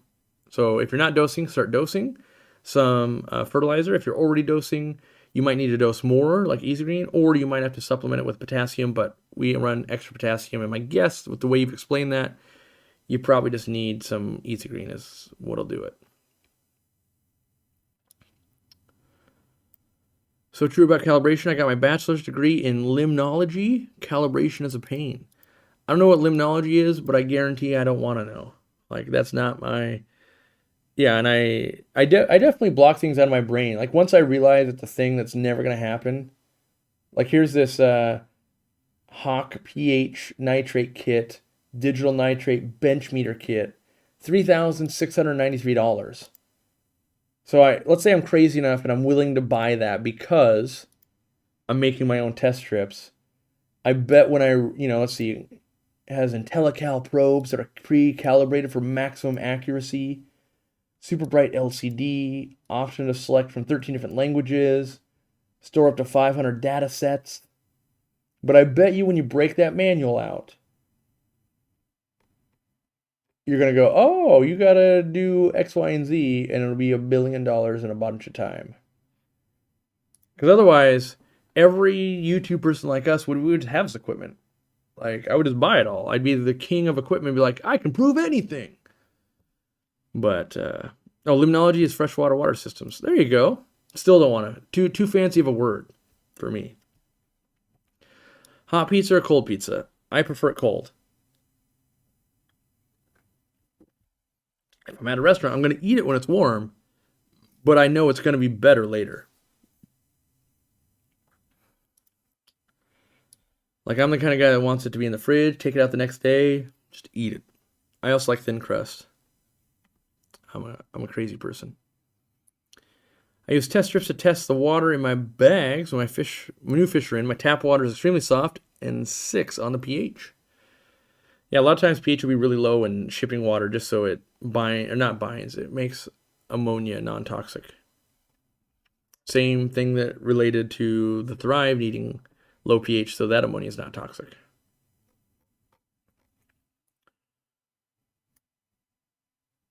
Love the live stream. Best part of Sunday for winding down before the work week begins 10 p.m. here. Yeah, I don't end... Well, you kind of get into a routine. I just... I think I would thrive working at nights. I don't know. I mean, I work late, but I don't work from like midnight to 8 a.m. It's mostly like, I stay up till 2 or 3, and then I go to bed, and then I wake up and start it all again. Ranch on pizza? Yes. Any other dipping sauce? I mean, garlic butter, but so my perfect pizza as Zenzo has to know, because if we order pizzas for a member event or something, I always want my pizza. I'm very cheap. If you guys haven't noticed, I eat a lot of Domino's pizza. I know, it's cardboard, it's crepes, whatever. It's $7. The dollar to pizza ratio is quite good.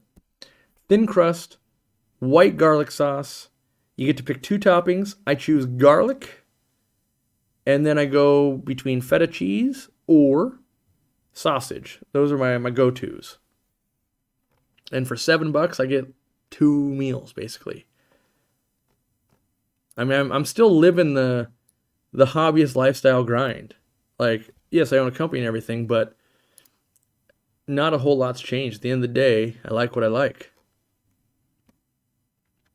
I was in zoology, but unfortunately, the invert professor was a nut, so went to limnology and had to add some botany. Whew. Too many ologies and annies. I do them aquarium things in fish rooms. That's what I do. It's my specialty. Yeah. Pizza the next day, heat up in a frying pan, cheese side down. It's a game changer. Everyone's got their own little. I got a buddy who puts a little bit of water so it keeps the crust from getting too crispy. $7.99 in California. That's that California tax. $1 more on the Domino's. Brutal. It used to be $5.99 here. I think they just went up to $6.99. Let me see. Carry out pizza. And we always carry out because they're way too cheap to have it delivered. Plus, I don't leave the house enough. So, let's see. Yeah, $6.99. Choose any 2 or more pizzas. Mediums for $6.99. By the way, I forgot, and I wanted to address it, so hopefully the person's still here. Someone said they found Hoka shoes for $32 at a thrift store. Nice.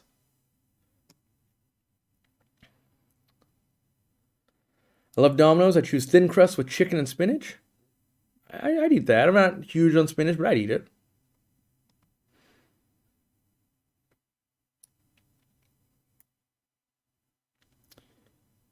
$7 pizza luxury. The kids and I go for the $3 frozen olive oil and salt on the bottom of the crust. I mean, we're not above that. But in my opinion, the frozen pizza market's gotten expensive. Back in my day, I mean, I still have like dollar Tostino's pizzas in my freezer right now, but they were like $1.25. But like if you go get like a, yeah, here it is. Like they're like the squarish pieces are like this big. I'm looking at Walmart right now. I don't know if it's the closest one to me or whatever. $1.88. Back in my day, those things were like 79 cents. You put some extra cheese on there, and you make them up to like human grade standard from where they were. You gotta move it up. But yeah, I feel like what is it, like DiGiorno or something? Like I was never fancy enough to really do that. I can't even spell DiGiorno. I'm gonna do frozen pizza and see if it comes up. Yeah, DiGiorno. There we go. They're $6.92. See, that's my thing. If I can get a pizza from Domino's for $6.99, or I have to cook it myself, the pepperoni rising crust for $6.92, I'm just gonna have them make me one. Oh, they got the Totino's party pack. Those little square pizzas, $6.62 for 4. That's still like $1.50. See, and then you get to like, I do love, not this particular one, but this company, California Pizza Kitchen. They do a rad like onion, garlic, chicken one. But that little pizza, $8.62. That's too much. Red Barons. I feel like that Red Baron, that's like that standard tier, that middle tier of like, it's not Totino's. You're treating yourself a little bit. You're like, hey, let's step it up a notch. Even those, the Red Barons are $4.77. The 4-meat pizza, $4.77. Yeah. So yeah, if I can, I do like that one. It was the barbecue chicken pizza, $7.48. California Kitchen, not bad. Get the pizza crust and all the separate ingredients from your store, put it on a pizza with cheese stacked high. Yeah, the problem is when you do that, you're gonna spend like $13. And it will be amazing. It'll be amazing. Don't get me wrong. It's gonna be good. It's just twice the price. So, I try to make sure that in business and in my life, you gotta compare apples to apples. You can't be comparing like this $80 pizza is way better than this 89-cent Totino's. Like, yeah, duh. Like everyone knows that. If you're comparing a dollar pizza to a $1.50 pizza, now we're in that apples to apples territory. So, yeah, I think a pie now is $35 in NYC. Yeah, we have a pizza place that'll maybe deliver to us. I don't know. I think they wouldn't. When we first got here, we're like, let's try this new pizza place, and it was like $70 for 2 or 3 pizzas, and I was like, whoa, why don't we go back to Domino's? Because I'm not a pizza connoisseur enough to taste the difference in the $50 in pizza. Costco pizza frozen is like 4 for $10. Yeah, we do buy those sometimes. We do. I hear air fryer is great with pizza, but you have to try it. My wife has this like, she's gonna die on a hill before she lets us get an air fryer. I make fun of her for it. It's turned into this big thing, which really I don't really care because she does all the cooking. She can cook however she wants because I'm useless. But I always threaten her like, I'm gonna get you an air fryer. Don't you dare. What do I think is more important? Plant growth, for plant growth, light duration, high light, nutrition, or other.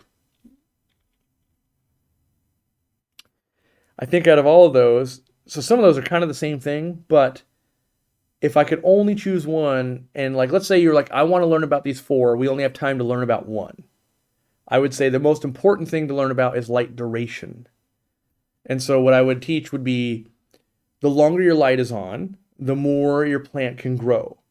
The more it can grow, the more nutrients it's going to want, the more CO2 it's going to want. And so if we were limiting on those, we can adjust the light duration. So maybe if you have no fertilizer going in, no CO2, anything, maybe your light's on an hour a day and your plants grow, but they don't run into deficiencies. Where if you have 12 hours a day and there's no fertilizer, it's going to be deficient.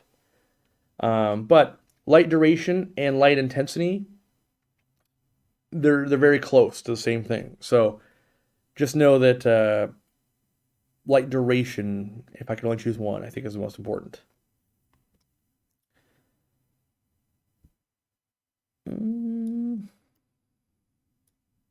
Homemade pizza dough. Wait, home pizza with dough in the bread machine is the bomb?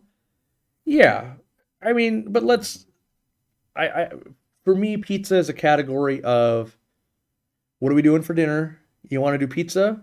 And that needs to be executed in sub 20 minutes, right?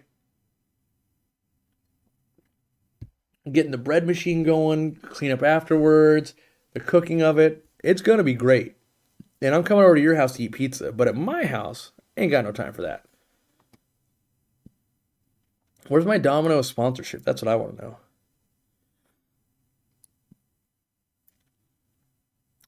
Let's see here. $32 pepperoni pie made in New York, Upper West Side. It's delicious, but dang. Yeah, I've tried a lot of pizzas in Chicago and New York and that kind of stuff, and they're all great. I mean, I'm a fat guy that likes food. Food is good. I just have a hard time. I'm like, but I don't think it was $32 good. Like, I love Domino's thin crust, garlic, and sausage pizza. It's good. But I hate Little Caesars pizza. You know, it's $5. I can't, it's like below the bar. I just, ugh. Like, my wife likes it. She gets it with like light sauce or no sauce, but she's like, you want some of that? I'll be like, no, I'd rather be hungry than eat that. I just do not like it. Their sauce is terrible. And it's all bread. If you want a Domino's sponsorship, they're going to raise the deal from $7 to $9. Probably.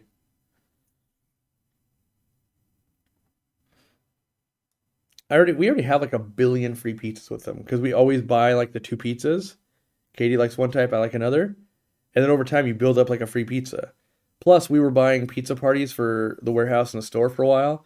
So we've got like a billion free pizzas. The problem is you can only like redeem one. And so we either have to buy 3 pizzas or 1 pizza. And we want to get 2 pizzas. So I kind of sit in limbo until we have friends over, which I never have time for friends. So we have a pizza, not a deficit, a surplus, free medium pizza surplus. Plus only like 1 topping. Little Caesar is good for crazy bread. Amen. That crazy bread, good. Good food.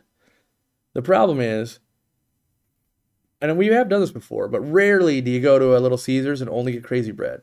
A lot of times you're like, well, we'll get it and the pizza. And then you're just hating your life because you got the pizza.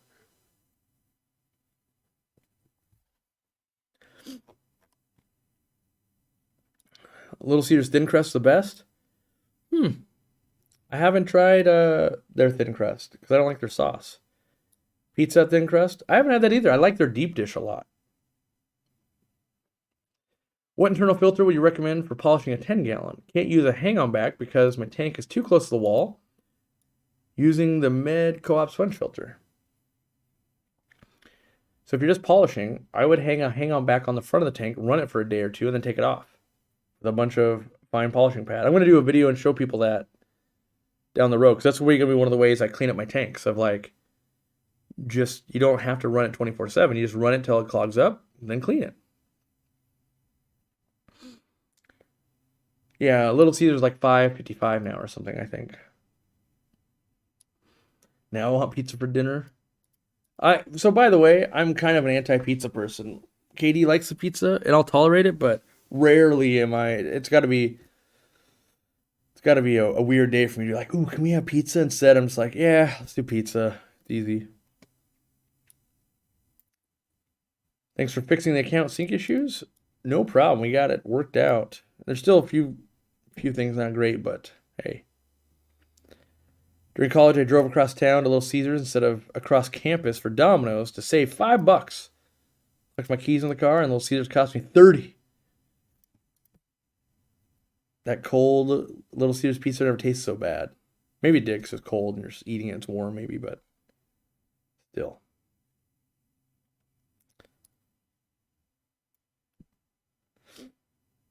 Why is it so hard to find female black tiger badis? Yeah, badis have been missing from the hobby, like females, for like 20 years. I don't know why it's so hard.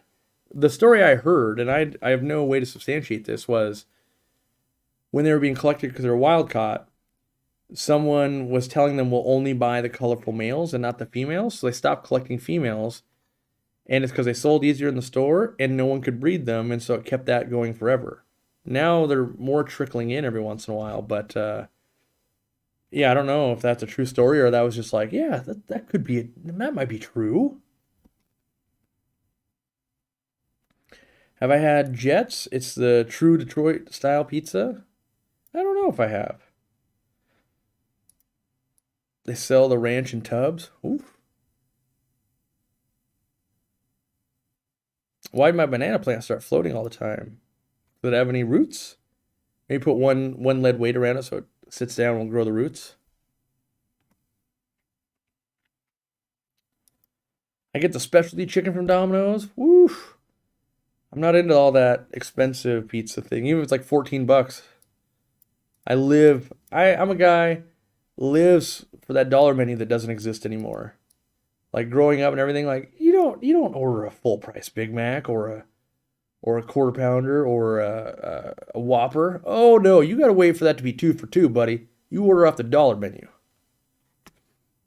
My aunt, who passed away when I was younger, she was as I call her, a little old lunch lady, and she made not very much money at all, but she would take the extra food home because she was instructed to throw it away, and she's like, they can fire me before I'll throw all this food away. Because the way the school worked would be like, you got to make 300 pieces of pizza, you got to make 100 hot dogs, you got to make 85 cheeseburgers and this, and then the kids would pick what they want, and then you'd have like 200 items left at the end of the day that were supposed to be thrown away. And so she would give a lot of food away. She would sneak it out. She had to sneak it out because she would get fired for it to the homeless and shelters and stuff. But then on the weekends, like whatever Friday, was, she would bring it home and we would end up eating a lot of school food over the weekend. And so like one of the better ones was the one right before Thanksgiving. It was always mashed potatoes, turkey, and gravy, and like in industrial quantities. And a lot of kids would be like, "Oh, gross! I want my pizza." And so we'd spend like a whole week eating that, eating for free. And I'll get to the point of the story eventually. So then as we got older, and then like our son moved out, and there was kind of more of a, I'm gonna call it a party house. Just like, oh, you're out of high school, but nah, you're going to like community college. All that would show up there, and like basically community college frat parties would go crazy on all this food every weekend. And but because she would save all of that money basically on her salary that was like, it's like 20 some $1,000s a year, when she passed away at the age of like 42, so it was tragic. Um she It was something like $800 was left on her house's mortgage, and she had $100,000 in the bank account. But she was the most frugal person that I have known, and a lot of that rubbed off on me. I remember Saturday nights, if we went to like a Taco Bell, or you remember when cheeseburgers and hamburgers were like 29 and 39 cents? Well, we'd go buy some of those, right? And then if they put like a whole handful of ketchup in the bag, remember when they would just throw like way too much ketchup or Taco Bell sauce in the bag? Her Saturday night would be open it into the bottle, open it into the bottle, open it into the bottle, open it into the bottle, while watching Law and Order. Like, so that frugality has really rubbed off on me. I don't go to that extreme, but that's how we get to dollar menu and cheap pizzas. So, but I didn't realize how special that was at the time, of like that low of a salary, being able to pull that craziness off from just being ultra frugal. A lot of thrift stores and stuff, which I still love to shop at thrift stores, because you find stuff you're like, I don't even know why or how this exists, but this needs to be in someone's life. So it was always fun times, because I would go over and spend the whole summers over there, because she would get summers off because she's a lunch lady. So that would be, Taco Bell used to have, I remember Taco Bell would do like, wasn't it like 10-cent burritos or something? She would go buy like $20 worth of burritos and freeze them. Taco Bell burritos, frozen and reheated, not good. Tortillas, they do not, they do not live through that. Can't beat a huge slice at Costco for $2 on the way out. I feel like if you're gonna stand in that line, you gotta go the Costco hot dog and soda. $1.49, never gonna be beat. It's too good of a deal. Although I did like the Polish dog they got rid of.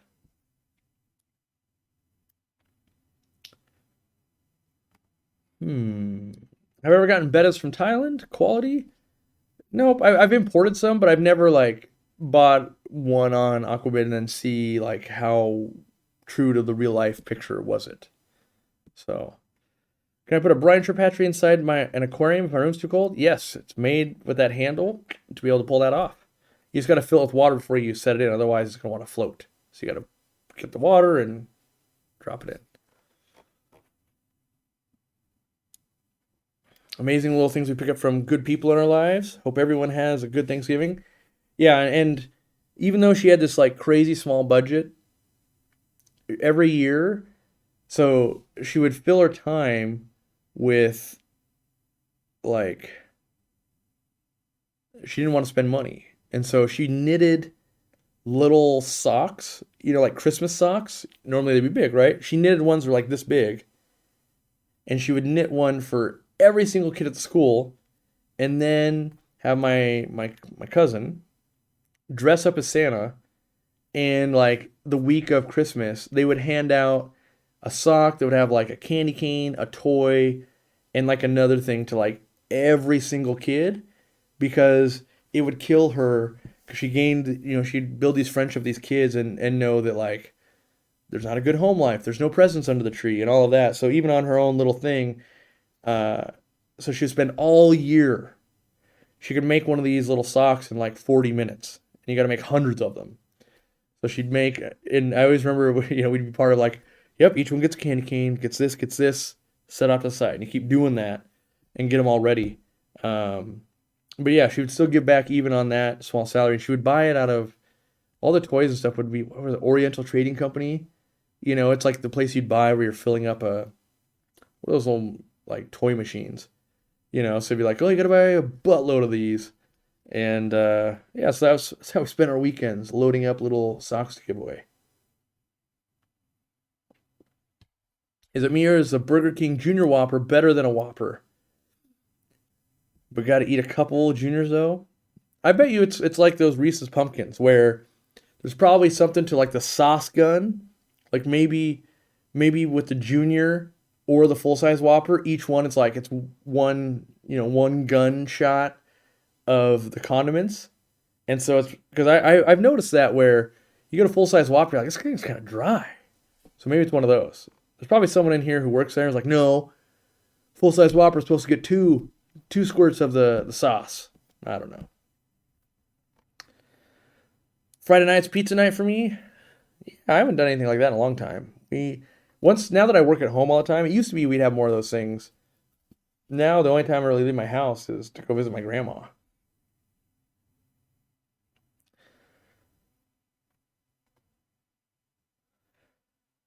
All right. Any update on the Aquarium Co-op Light ETA? Mostly we just expect it mid-December. That's our goal.